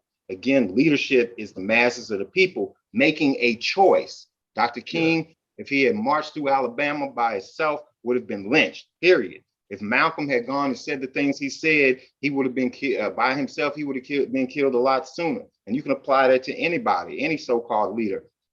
It's always the masses of the people that shape whatever leadership role needs to be filled. And it's the masses of the people that shape whatever person or leader, or whatever we want to call them, that fills that position. So I think we have to turn the narrative and get it off of that individual, so that if nothing else, when Malcolm goes, we don't have these us versus Black Panther Party. We don't have these splits because we're still in a community mindset and still working together to develop the leadership within each of us. Because the reality of it is, as African people, we all have that potential laying dormant within us. And again, the difference between somebody like Shaka or Ursamar Rasa Tepenra Ramasu Mede Amen, I always have to say that because it took me like 6 weeks to be able to calculate his name. But the man, y'all, everybody knows is Ramses II, is that they had community support. They didn't have to, they weren't getting beat up on a day in and day out basis by the things that we're getting beat up on. They wasn't having to look for cats to shoot them in the street, or the police trying to kill them, or all of these other things. So it becomes that much more important for the masses of the people to be that support mechanism, to be that, not even just support, but that leadership, because that support is what's going to actually determine the leader. If the masses of the people are saying that the leader is messing up and going the wrong direction, it's the masses of the people who are going to get rid of that leader and choose another. And I think that that's what we have to get the narrative back to, is talking about having the conversation from our perspective, as opposed to just regurgitating and debating between great and excellent and who was the better and why were they the better and and start developing this idea of looking for Malcolm within ourselves. I do a pretty decent job of talking, because, and part of that appeals to me is Malcolm. I've listened to Malcolm's speeches hundreds of times over the years, and have made that art of what it is I do. And I'm not saying I speak nearly as well as Malcolm, but because that touches me, I ran with it, and that played a part in my role within the party. So So it's this type of mentality we have to get back to, and leaning on the masses of the people, as opposed to making everything about a fucking individual. That cult of personality, that Trump shit, that all of that shit, where we look, that Barack Obama looked to this leader, and when that leader messes up, we say, oh, he messed up. He's a man. He's going to mess up. That's just the way it is. Dr. King was fucking around. They still ain't got nothing on Malcolm, so I can't talk about that. But 9 times out of 10, your leader is going to mess up. He's going to do something that you don't like.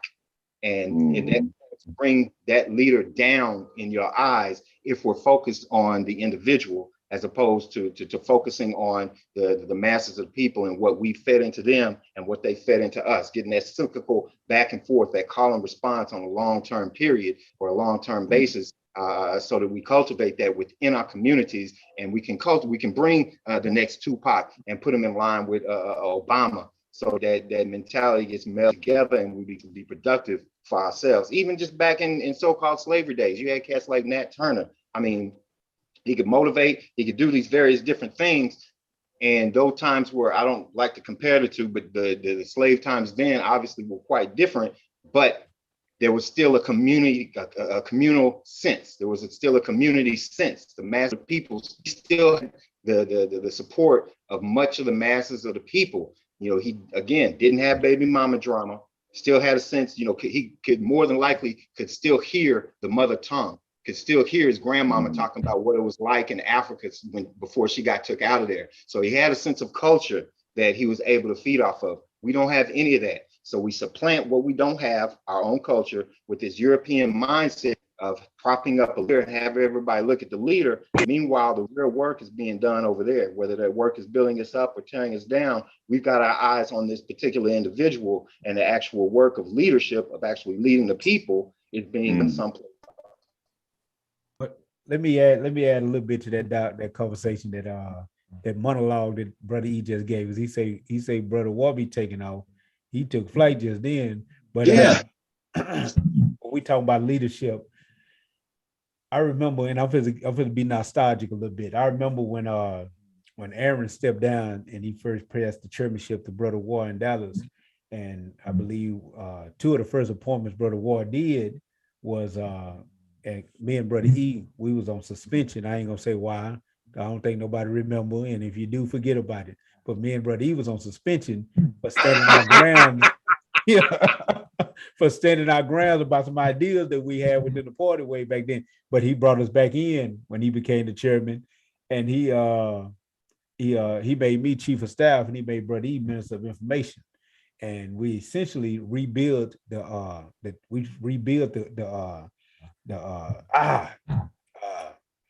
structure, philosophy, the ideology. We did all that, but the Central Committee, we rebuilt the Central Committee. Then we sat down and rebuilt the ideology, sat down and organized the mechanisms. But one of the things that I remember us saying that is that we was kind of structuring the party like an upside down pyramid, where ideally the position of the party is to serve the people. That's the position of the party. The parties exist for the purpose of serving the people, period, point blank. If the party doesn't exist for that, then there's no need for the party to exist. So the party is a servant to the people. The membership of the party then becomes a servant to the party and a servant to the people.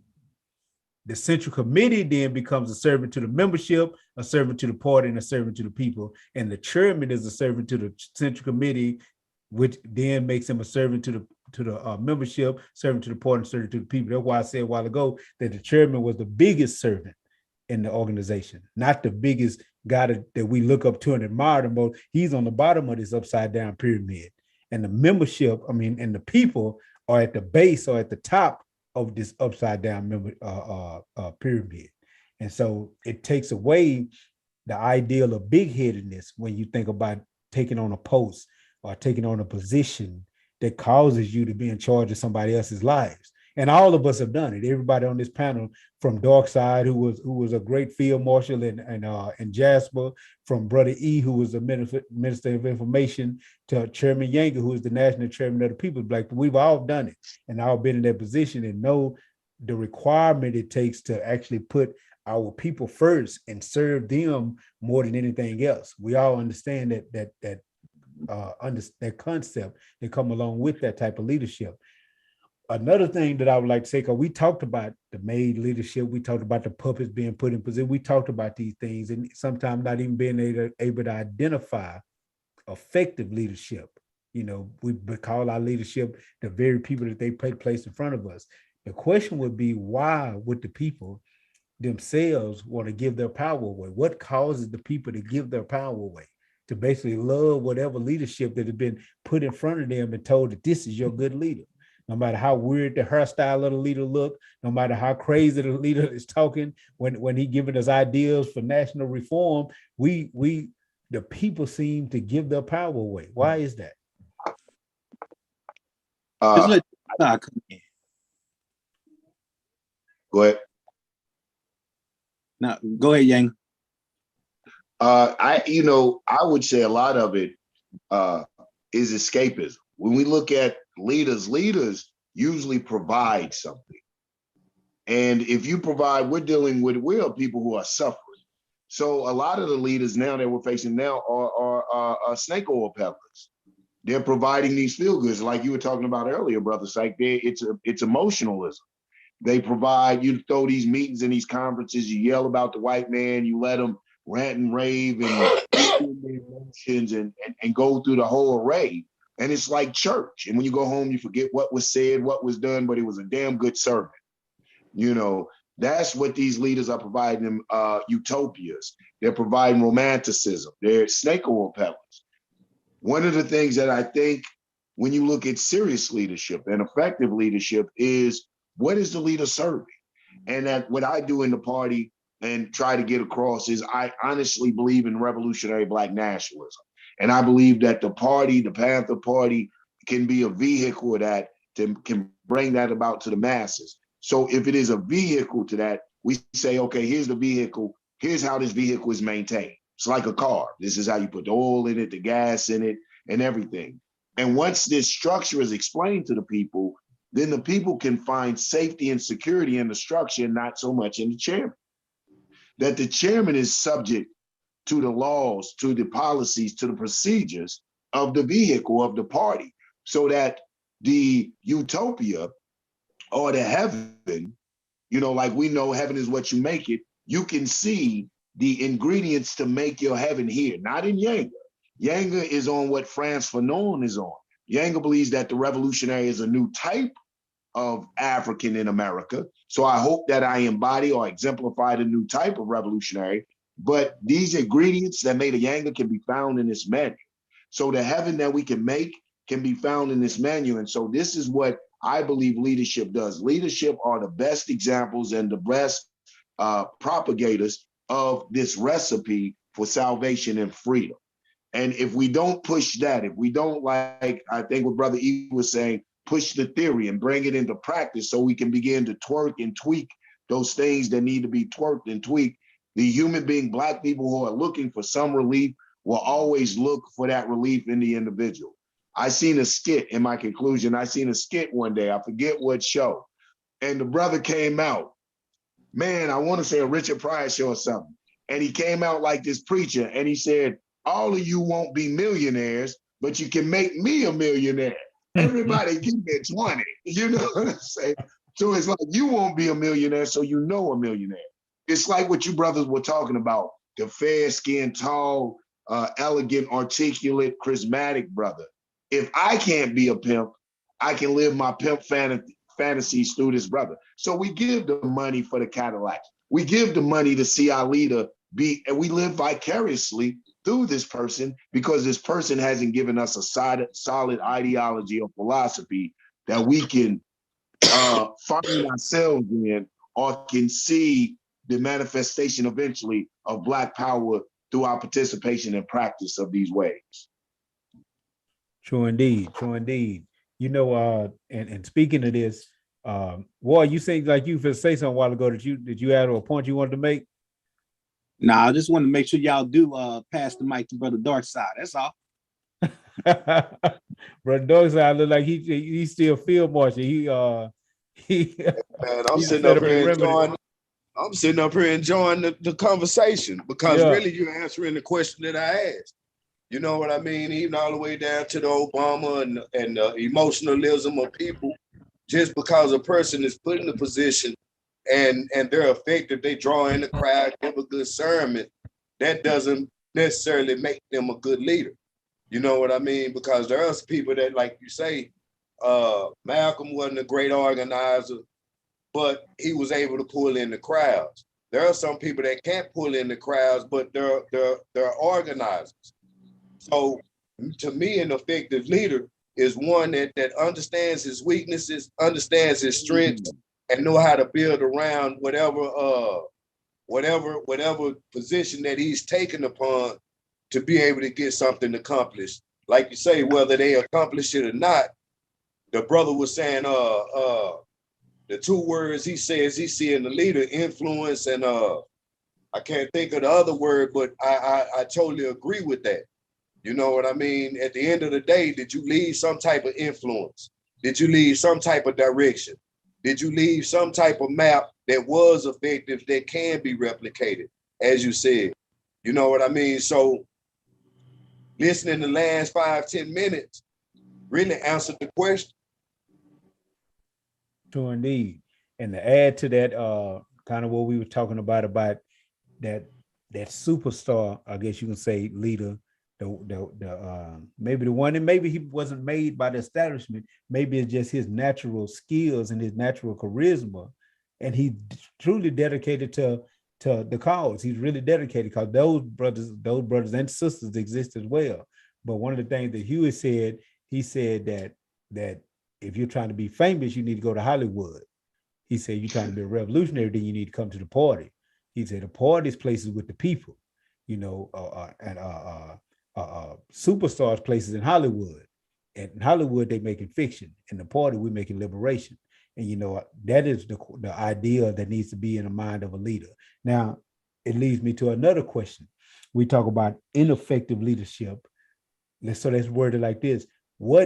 Can anybody define self-serving leadership? Church.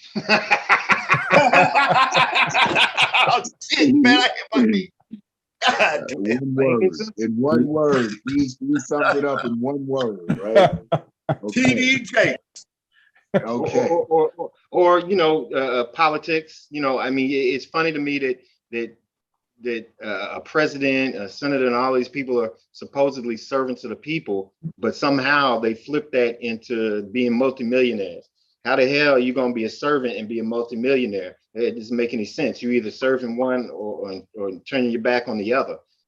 So, I mean, I think ineffective or self-serving leadership is all around us. So NBA players, they're in a position of leadership, like it or not. You know, damn Charles Barkley, I'm not a role model. You're a role model because you're modeling a role and you're getting rich off of it. That's self-serving leadership. That's putting yourself in a position where you can gain personally off of the whatever, like the brother said, the snake oil that you sell into the masses of the people, whatever kind of way you coming up with, is money or position or women or men or whatever it is you're gaining out of it. You know, Malcolm died, broke, you know, and those who are the opposite of self-serving, who are actually serving the masses of the people, typically end up in that direction.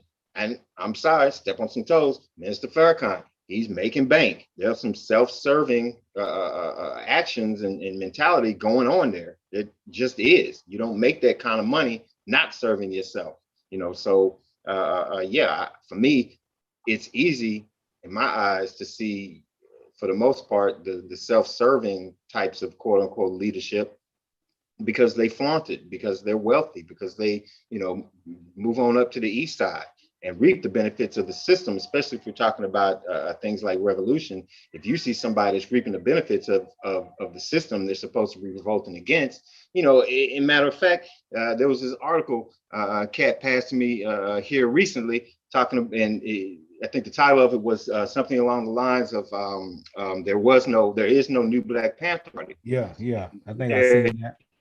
And I went in, you know me, I went in with the attitude of I'm finna find something to beat this cat up. This is some bullshit. I don't want to talk about it. But as I read it and I'm looking at it, this cat actually did a lot of damn homework for this article. And one of the things that he was talking about in the article was these cats, I forget the name, I know Ward knows the names, of the cats that actually took Aaron and the party to court or threatened the court and all of that stuff back in the day. For me, these are self-serving leaders, because if you're going to sit up and fight the system for whatever number of years, if you're sincere, I'm not talking about the fakers, I'm talking about the sincere ones at the time, being sincere. You're going to fight the system.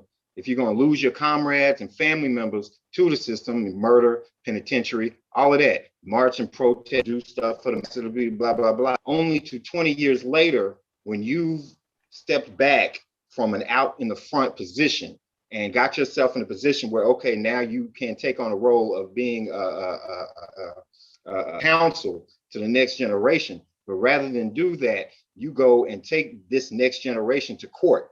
You attempt to take them to the very system that you fought against, that you said was against us, wanted to destroy us, and turn around and ask them to take care of our problems, rather than stepping in and serving some type of counselor, a leadership position with the next generation of leadership. You know, what they did was self-serving, because how the hell are you going to own the name Panther? How are you going to own the image Panther? Why would you want to? If it ever belonged to the masses of the people, well, we're the masses of the people. We're picking it up and we're moving on. But cats like that, and like I said, I forget the cat's name. Don't like him. Huh? Don't like him. Don't like him. Never met him. Don't want to meet him. Fuck him. That's self-serving leadership to me. They were getting somebody was paying them to do it, or they did it because their little punk ego was hurt, or whatever the reason was. They attempted to harm a group of people who were stepping out in the front without any type of guidance from them to do what we felt like needed to be done at the time. So that for me, and I wasn't close to what was going on, but I would say that for me was a personal run-in with that self-serving type of leadership, where cats that, even cats today that sit up and try to down the new Black Panther Party or these other iterations that are essentially our children, cats that sit up and try to take shots and in some way demonize and bring down these party iterations, these chapters and whatnot, try to bring these sisters and brothers down.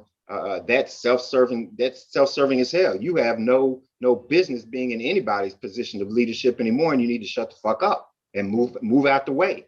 You get lumped into the ball of the system, and once the system goes, you can stay plugged into that matrix if you want to, but when that matrix shuts down, you're going to be part of getting shut down. So you know that self-serving leadership. That's a personal experience with it. I'm gonna play a little bit of devil's advocate philosophically. To a degree, I think we're all self-serving. I know that my participation in the revolution is definitely self-serving. I hope to see. I wish that if realistically, I don't think I'll live to see its fruition. But I mean, idealistically, romantically, oh man, it would have been great. So that is a self-serving, but I understand really what the question is. So I'm not going to pretend not to understand. I just want to put that out there, that to a degree, I think we all should be looking for something from it. If we're not, then that's in danger of falling into that Masonic complex of I need to sacrifice myself for the masses of the people. I am the people. Shit, victory is for all of us. I'm fighting just as hard. I tell Panther parties, and Ward taught us this. When they have these little feed the people, they like to call them programs, but they're feed the people projects. And one of the things I teach them is I say, let's be careful we don't get this neo-colonialist Red Cross type of mentality, this Masonic mentality, this subconscious supremacy where we're going out there and we're helping the unfortunate or the disenfranchised or the homeless. When I was coming up and we understand the third development of the Panther Party, it was feed the people, and we sat with the people and ate. You know what I'm saying? It wasn't feed the homeless shit. We were feeding the people. Even if you had food in your house at that particular time, the babies would come and eat. It was a communal project. It wasn't, we have to be careful that we're not creating more classism by doing this. I'm the benevolent great hope coming in, helping you disenfranchise people. So I say that's the thing about when we go into what really is self-serving. I hope we're all looking for something out of it and not think we're doing for other people. The other thing that I wanted to touch on with what we were saying here was about the third development Black Panther Party. I agree with you, Brother E. I think that was weak as hell for them to take us to court to use the very system that you're saying that you're trying to overthrow due to its inequities, its oppression, and every other thing that we attribute to America. However, I can understand the friction that we have, and I can understand their concern with the use of the cat because I am not a Marxist-Leninist. I think one of the problems that we have now with the Panther parties that are coming up is they don't have a sound ideology, and they don't understand the ideology of the third development. They don't understand what the problem I may personally have, not personally, professionally, with all due respect to Dr. Huey Newton, but studying his theory, his practices, and seeing where, that Marxist-Leninist shit, that overall, that committing troops to Vietnam, that bravado shit, that multiculturalism shit, that letting white people coming in. And I understand socialism and revolution to that extent of being an international phenomena and international ideology, but getting away from what I feel like Dr. Hugh Newton did and the Third Development Panthers did when starting off, even though they may not use the word Black nationalists, their programs, their focus, where their aims and objectives were very Black nationalists. And somewhere along the line, I think that they lost, or if they didn't lose, consciously began to embrace a Marxist-Leninist line to the point where the problem of Black Africans here in America got jumble-eyed and mixed in like we find happening in the BLM movement and every other movement Black people participate in. So I think for us to make clearly this new formation, what we call the fourth formation, the fourth development of Panthers, we should be clear about our ideology, about our goals, aims, and objectives, and, point out the continuity or the continuing of the Panthers, but when it's time to stand on our ideological differences, be unapologetic. And I'm unapologetically a Black nationalist and not a Marxist-Leninist. And I think that distinction has to be made when we start talking about the third development and what led to them going against our founder, Aaron Michaels, and Brother David Foreman, and those that had the guts and the vision to bring back the party. And see that the whole Marxist-Leninist thing, I feel you on all of that, and I think that's just evidence again of the ideological split. When Malcolm passed, you had us, the culturalists, and cats like the party. Cats at the party had no culture other than the subculture of being a Black man or woman in this country. A reactionary. They didn't realize it, but they were reactionary, and that void got filled with Marxist-Leninists. But a lot of those ideologies, if they would dig deep enough and go far back enough, they will come right back around to where the culturalists were, because all of those ideologies sprang out of Africa in the first place. So even when we talk about Black nationalism, the things that they were doing with feeding the children and whatnot, true enough, they were very Black and nationalist, but they were also very Pan-African in what it was. Oh, absolutely. They were also very African-centered, and what they didn't realize that they were doing what African people have been doing for hundreds of thousands of years. Now on children, that's what the fuck we do. So that's that absence of culture. To me, anything can come in when you don't have a culture in place to define yourself. You'll allow anybody to come in and define your reality for you. And I think that's where a lot of it got cut off. But a lot of these, and I agree with you, the masses of people that are picking it up now and want to go somewhere, and that's what we were talking about. They have the desire, the drive to move and hustle and do something, but they don't have the intellect. They don't have the historical context. But that's our fault. And the fact that we made the mistakes we made, in part, was whoever that cat was that tried to sue the party. That's his fault. That's Huey's fault. Huey shouldn't have been smoking that crack. He should have came back to the hood and did what he had to do. And I'm not knocking him. He went through stuff in the penitentiary and they fucked with his head. I get all of that. But then you got cats like Bobby who's selling barbecue books, who got the nerve to say something. Shut the fuck up. Sell your barbecue book, stand down, or get back with this and give us some guidance like a father, an uncle, or older brother should be doing. And so that's what we're working to do, is to try to reach out before it's too late, because a lot of them cats don't want to hear nothing that you got to say, period. And it's horrible, but it is what it is. You know, you want to be basically the difference between rebellion and revolution. Rebellion just wants to change the shit to whatever. Revolution has an idea of what it needs to be changed to. These cats are rebellious as hell, and something has to kick in somewhere along the way to turn them into revolutionary, so that now not just driving the car all willy-nilly, they actually have some place that they're going, and a destination, a goal, an objective, somewhere to get, not just get off my back and leave me alone. You know, and again, I put that on us. And in that sense, we weren't effective. We were effective because they exist, but we're ineffective in making sure that they existed in the right mind state. And a proper ideology was passed to those that was inspired to exist. And that was kind of the flaw. And matter of fact, it adds to what Darkside said earlier when he said we didn't hold the line. You know, one reason we didn't hold the line is because we was kids ourselves. A lot of us was young and idealist, and we were serious, but we didn't know what we was doing either. So we were trying to bring it together. We were trying to get an understanding. You know, when we first got in position, we went on a treasure hunt. We went to digging.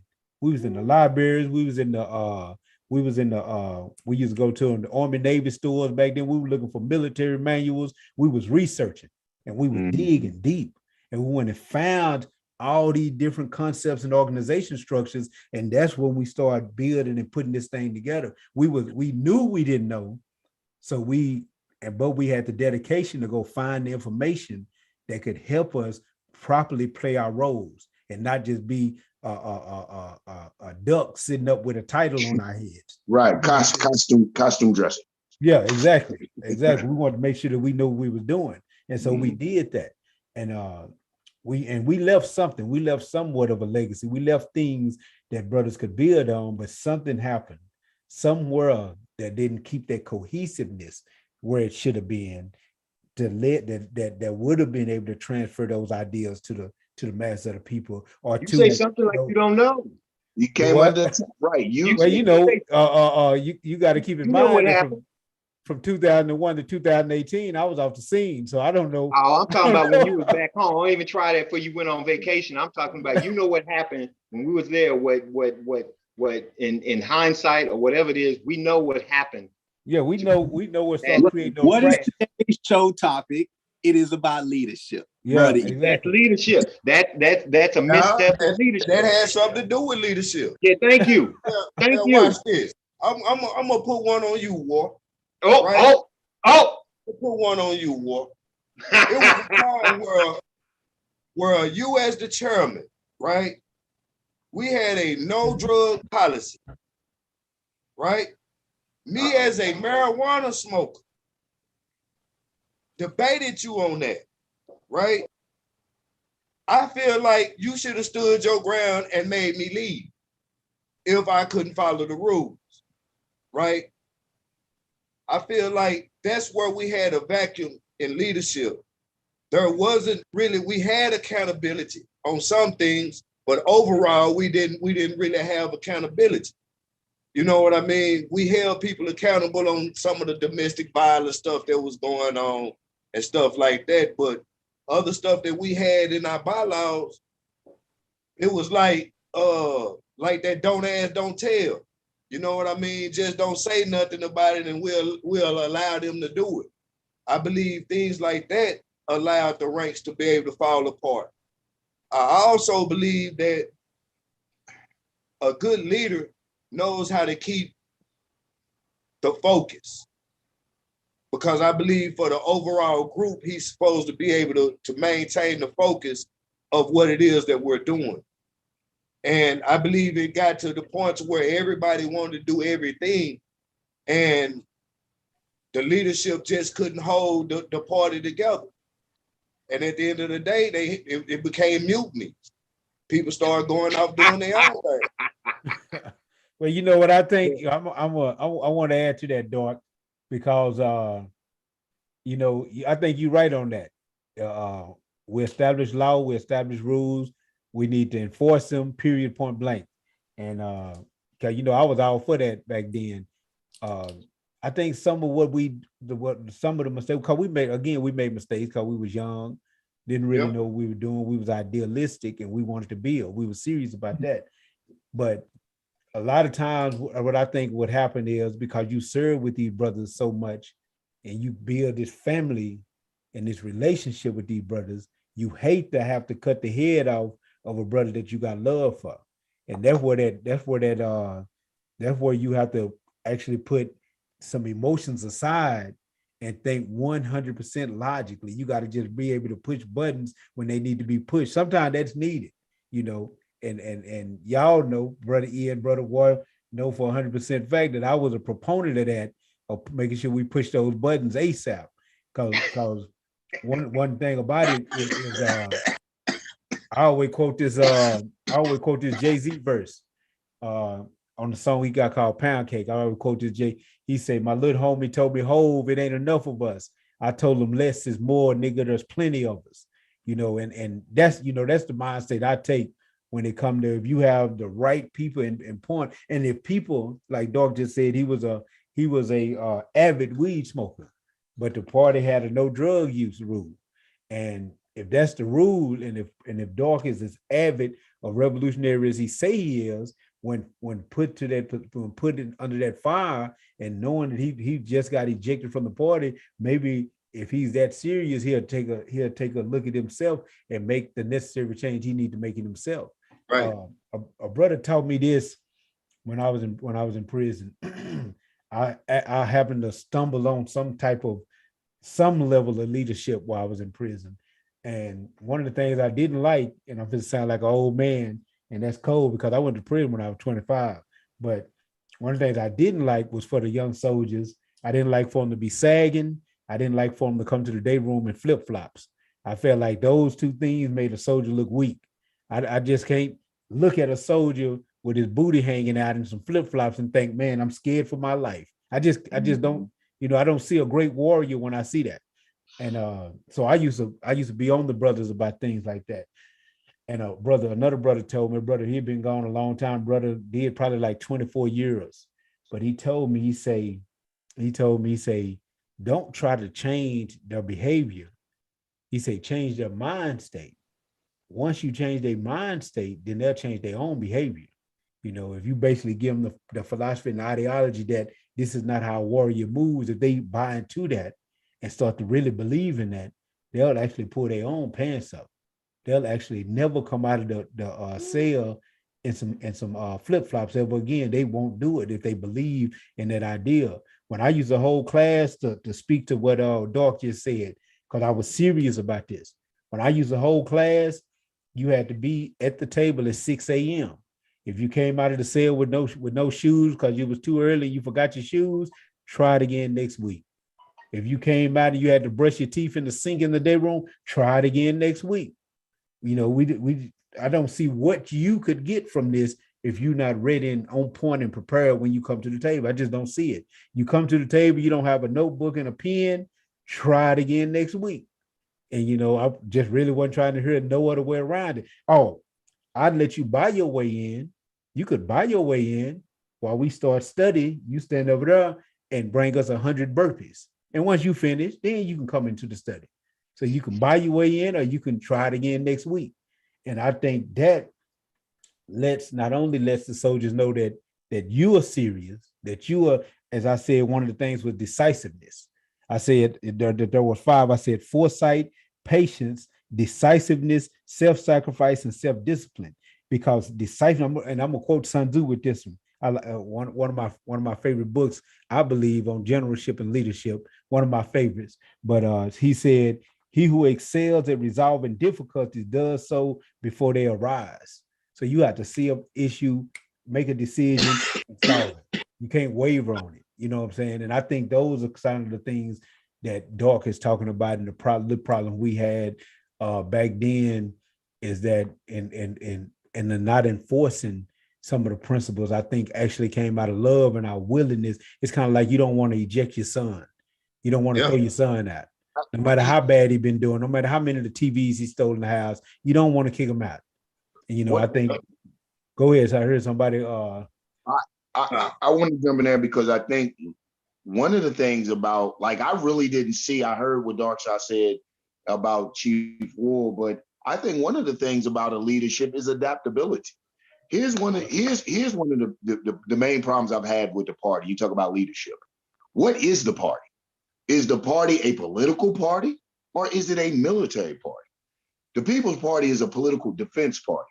So of course, yeah, in the defense apparatus, in the military apparatus, there is no say. There shouldn't be any compromise. There is no democracy. But in the party, if we are a mini-cosm or a microcosm of a macrocosm, we're trying to show the people what a people's democracy looks like, what self-determination when making rules and governing the self looks like. So at one point in time, you would have made a law like no smoking weed, or no smoking drug. That may have been pertinent, very on point at that time. But as the party evolves, as people begin to grow, as social interactions change, and knowledge begins to affect the party, I think the people reserve the right to go back and look at the bylaws and policies and procedures and revote, re-argue them, and to bring them back on the table. What I hope most parties pick up on, but I know in the People's Party, we don't want to become a religion. We don't want to have a manual that is the Holy Grail like the Quran or the Bible and it doesn't change. You must begin to modify yourself. Lie about your issues and problems to fit the manual. I like what Brother E said when he talked about leaders of old. He said they didn't have baby mama drama. They didn't have these contemporary problems we had. And one of the things you find is, I find these new revolutionaries reading Fred Hamp, reading George Jackson, and trying to fit these contemporary problems that we're facing into these 1960 and 1970 theories. And I applaud them for their studies, but I say the romanticism has to stop, brother. We take these as founding stones and we begin to build on them. So I said all of that to say that I don't know if Ward was wrong in that time, depending on what capacity he was acting.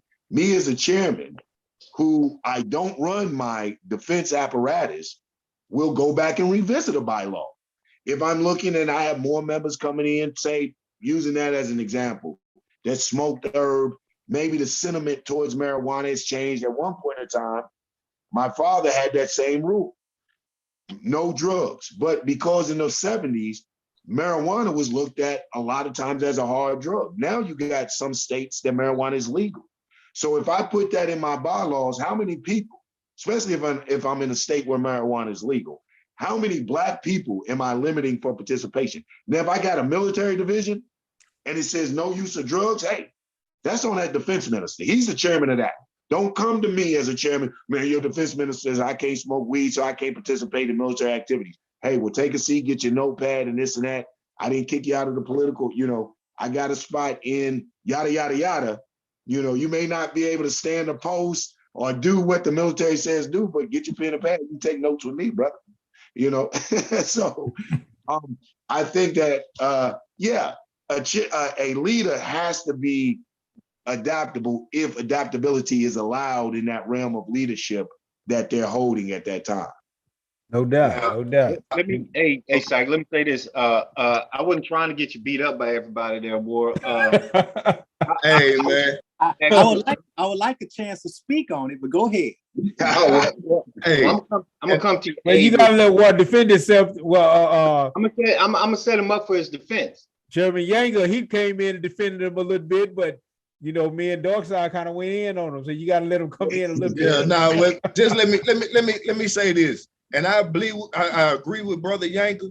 There are times when you do revisit bylaws and maybe you have to change them or conform them a little bit. But I also believe in law. I also believe in structure. Yes. You hear what I'm saying? I believe that any organization without structure where people can just come in and willy-nilly and change the focus at any point. Which one of y'all got something on in the background? They can change the focus at any point. I don't believe in that. Now, yes, I do believe, like you say, if my membership didn't change, the times didn't change. We got what 14, 20, we got 14 states that's legal now, 25 states that's for recreational. Yeah. So yeah, times have changed. Maybe we might revisit that now. You know what I mean? And I do agree with you with that, but I do believe that I don't think someone should just be able to come in out of left field and start saying what they are and they are not gonna do according to our organization structure. You know what I mean? Yeah. At this point, you got some answering to do. You know what I mean? You know, this is against our bylaws. You know what I mean? So just to piggyback off that, and just in Ward's perspective, it was a lot of times where we did do our leadership by love and emotion. You know what I mean? There are times that where we love somebody and we know they have good intentions. So we tend to turn a blind eye to it. But at the same time, those small drops are small drops of dissension. You deal with what I'm saying? And if we don't handle them in the beginning when we start seeing those type of things, because sometimes you do have to conform because the way that you was doing things is not working. You get what I'm saying? That's the whole reason you start looking at this organization.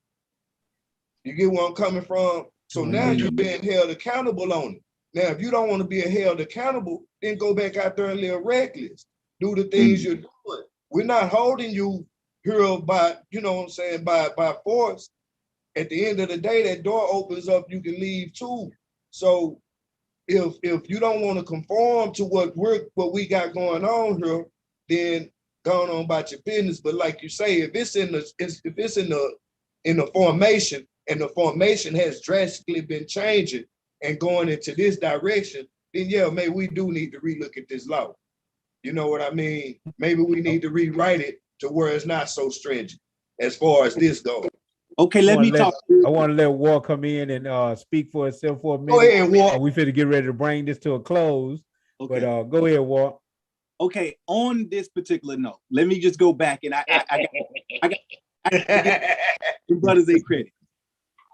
The ironic what was taking place, Brother Yanga, is that this was as a result of us putting in the bylaws. Keep in mind, it was a Dallas chapter that developed those whole bylaws things that went around the United States in terms of the new Black Panther Party. So we did not have that in our bylaws, and we made it a part of our bylaws at that point in time because we had a member who got arrested for smoking weed, and then the police intelligence used that against us and basically tried to make us look bad.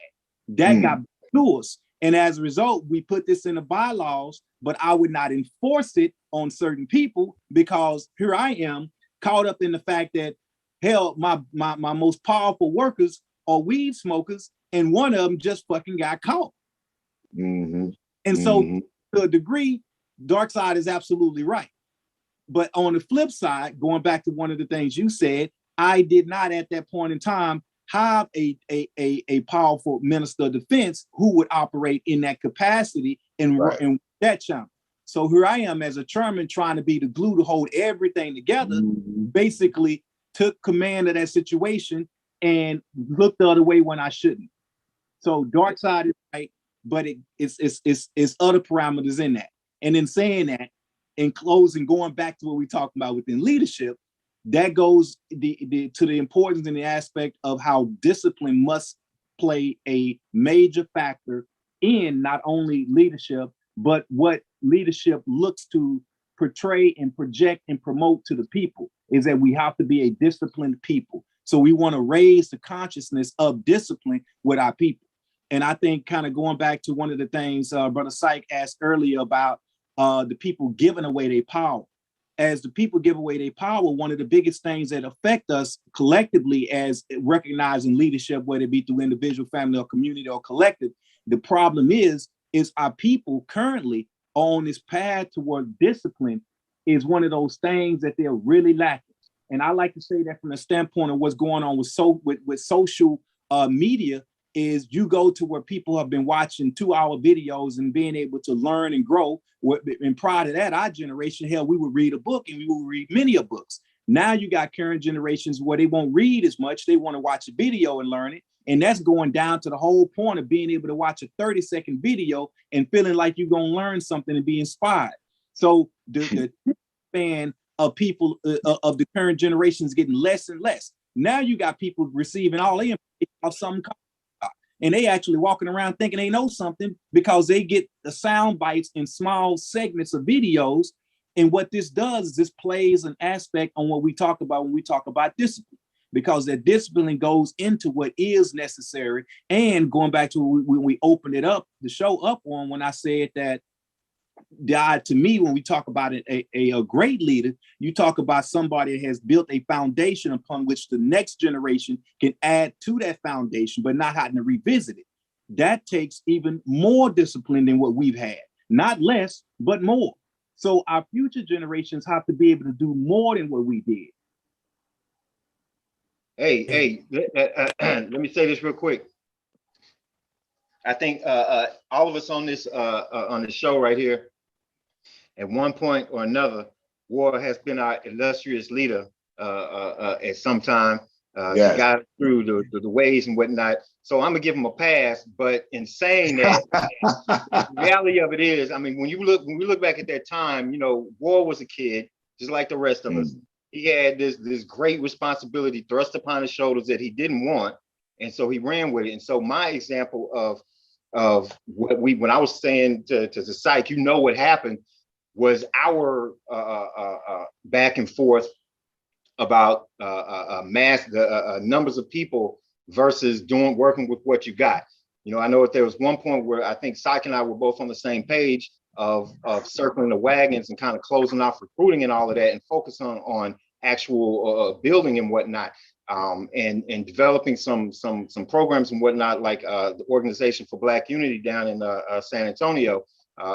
Say Jumbo to Sister Yaya and Brother Oba down there. With what they've done, they had 5 people over the expanse of 20 or 30 years, but now they've got a school and a store and a library and all of these things that now feed into that continuity. They have something that, even though Babu Phil has passed on, there's something in place that speaks to and educates the next generation. Whereas Brother Ward didn't have that. You know, he had Aaron Michaels, and Aaron Michaels was a kid himself. He didn't know, shit from Shinola either. You know, Brother David was probably the most, I don't say worldly, but the most out there dipping and whatnot. And he was a messed up basket case in a certain sense. You know, so this is the type of thing that he and we and all of us fell into. I mean, hell, I was chairman for like 2 weeks or some shit, and I fired everybody. That was the wrong move. But, you know, I didn't have anybody to sit back and say, okay, let's analyze this. Let's think about this. This is what happened historically, blah, blah, blah, that counselor position. So I feel like as War might not reach the accolades of being a great leader, but he was a damn good leader. And because he worked with what he had from a place of sincerity and helped us to cultivate ourselves, move in a particular direction. So you know, that was kind of what I was getting at, is that we don't have the continuity for this next generation because we didn't have that continuity for us, and we made some bad decisions, you know, thinking that if we had the masses, we had a whole bunch of membership and whatnot, that would somehow affect our ability to move forward, and it didn't. So that's, for me, where we dropped the ball. We didn't put into place those things, those programs that would outlive Brother War and E and Psych and all the rest of us. But, you know, again, I ain't mad at you. Good job, bro. Brother David Foreman said, Brother David Foreman is in the chat. He said that Brother Delta got put in the inactive position back in the day. I see the brother in the chat. David Foreman in there? That was different. That right now. That wasn't David in there? One that, yeah. What up, David? Yeah, Brother David Foreman in the chat room right now. He said that Brother Joe got put in the inactive category. Yes, sir. Yes, sir. Yeah, we got one of the legends in the chat room. But no doubt, we gotta have Abe, man. We need to have him on at some point, man. I told him this. I told him. He said he'll be willing. He He ain't got at me about nothing yet though. But I think we're gonna end up getting him. Got to have that. We didn't have Aaron. We need to have this dude right here. Yeah. All right, but we will get ready to close out, brothers. We can actually come back on this again on another live because I know it's a lot of stuff we didn't get to get at. And if we continue, we'll probably end up rolling to 10 o'clock or something. But I want to ask this question because I'm gonna ask this last question because this appeals to me. You know, this is one of the things that I'm into as far as developing understanding and raising consciousness. If all of you brothers, if you was to choose one book that you think that people could actually read that would give them a little understanding of leadership, you know, and we can go down the line. Don't jump all over each other to explain. Tell me the book and then tell me why, you know, because I think that'll benefit a lot of the people that's watching, a lot of people that end up watching this video later. All right, I start this off real quick, and I'm going to say a book that you probably can't even find in the bookstore anymore, but you may. Oba Tashaka, The Art of Leadership, parts 1 and 2. Yeah, and I say that because to me that was a very well-rounded, good introduction into being active in the community, grassroots organizing, and introduced you to all of the things that you need in terms of being able to go further and dive into the subject matter and knowing what you're getting ready to jump into.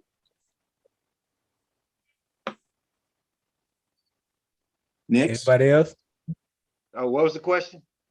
All right, I was talking to David. My bad. I see him in the brother E in the chat. But anyway, the question was, if you was to name one book, and I know, you know, for you serious readers, there's a whole bunch of books you'll probably want to name. But if you was to name one book that would help a person understand leadership better or add to their knowledge of leadership, what would that book be and why? Autobiography of Malcolm X, simply because it spans that journey from being your average, everyday, regular pimp ass nigga to being the so-called leader, going through that process of making a choice and moving into, you know, the seeing that what you feel, what your struggle is on a personal level is really not, you know, just you. It's not just your experience. That yes, you too can be a Malcolm X. Yes, you too can be a Jomo. Yes, you too can be any of these people. It's a matter of you being willing to submit to that process and take control of your own reality. And so, and that's why I've always liked Malcolm's autobiography, because it does speak to that regular guy becoming this legendary icon of this brother that so many people look up to, damn near to a god-like. So yeah, that would be the book that I would have. That's a good book. Or my own autobiography once I write it. Okay, right on. Right on. I heard that. You know what, for me, man, it's a crazy book. I read it when I was locked up 100 million years ago. And I can't even remember the whole title, but it was on Genghis Khan. And it was like some leadership stuff. And I was just amazed at Genghis's life, how, you know, when he went, I think he spent a little time when he was younger, he was sent to Rome or some satellite of Rome. And so how going back to his people, seeing the contradictions and really bringing these, if you want to call them barbaric or savage or just a nomadic people to just a height of power through nationalism, nationhood, pride, honor. You know what I'm saying? I just was inspired by, like you said, taking the front, leading out front, being the baddest, and not just being one of those leaders like European leaders where I like what whoever said leading from the back, but just being a leader that inspired other leaders. He inspired the other warriors to reach those heights. So for me, it would have to be in that book. I wish I could remember the name of it, but I think it was some leadership in life of Genghis Khan. Yeah, Genghis was a nice character. I read, and I can't remember, but I read maybe three different books on Genghis Khan and the type of person he was and what made him powerful as a leader. Dart, you got a book you want to get to us? Man, I say Revolutionary Suicide. Gotta understand what you're getting into, man. and know that it's for the people at the end of the day. That's my book. And I'm gonna say I'm gonna cheat a little bit. I'm gonna give y'all 2. Oh hell. I'm the moderator. I got 2. But since we're talking from a Panther perspective, and I always say this book, but I love this book to give you a general understanding of Panther ideology and what these brothers were thinking back then. And I agree with Yanga on the Marxist thing. I agree with him. I don't necessarily think that's our thing, but one of the things that the brother said in Destruction of Civilization, he broke that down and he explained that. And I think, E was right when he spoke to Yang on that, when he talked about in the absence of culture, they was kind of looking for anything to put together to get him that cement to hold the organization together. But in the Black Panther Speaks by Philip, I think his name Philip Forney, I believe, if I'm not mistaken.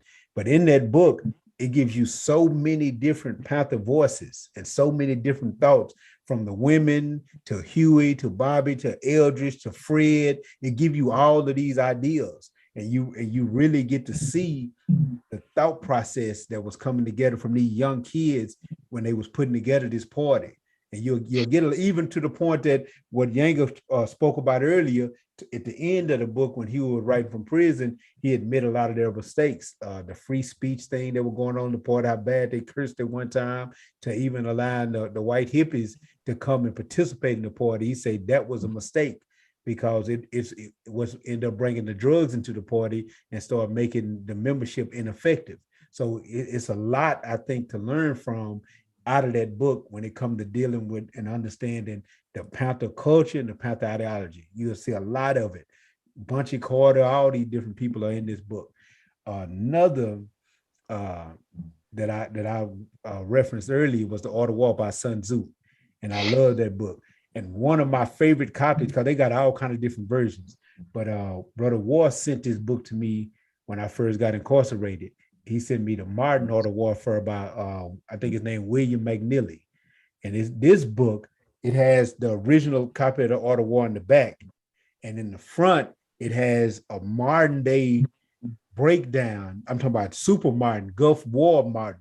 So you had this dude breaking this down from a modern perspective and taking Sun Tzu's principles and explaining it in the context of a modern theater of war.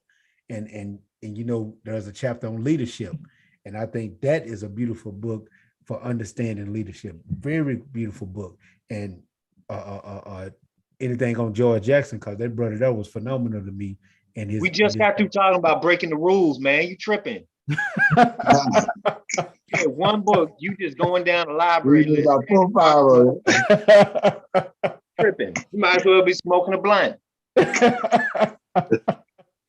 What you talking about doing the Hewitt? But man, I enjoyed this, brothers. I appreciate you brothers for coming on. We had the Panther 48, and we had 2 special guests. We got the national chairman of the People's Black Panther Party, Yankee and Krumah. He came in with some great dialogue, great ideas as always. And we had Brother Darkside. I think he dropped off. We had Brother Darkside, one of the first field marshals of the original Dallas chapter of the new Black Panther Party. So like, I'm hoping this isn't my last. This is the second time I've been privileged to be on the Panther 40. I'm looking for a third. I hope this is my last. I was just finna say, Yanga, we gonna have a conversation about cultural and all of that stuff. Me and you gonna go at it, because I'm gonna convince you that you ain't no black nationalist, brother. Listen, I can't wait to that part too, because I remember our last one about this Pan-Africanism, black nationalism, and I'm gonna convince you that black nationalism is the only way for the black African here in America. That's gonna be a beautiful debate, and I think a whole lot of ideas are gonna come out of that. We plan on, and I might be speaking out of turn, because we do Panther 48 videos every week Sunday. This is, like I say, this is our first live. We might go live again next week and finish this build on leadership. And if we do, you're more than welcome to come back again. Man, thank you. Thank you. That's what's up.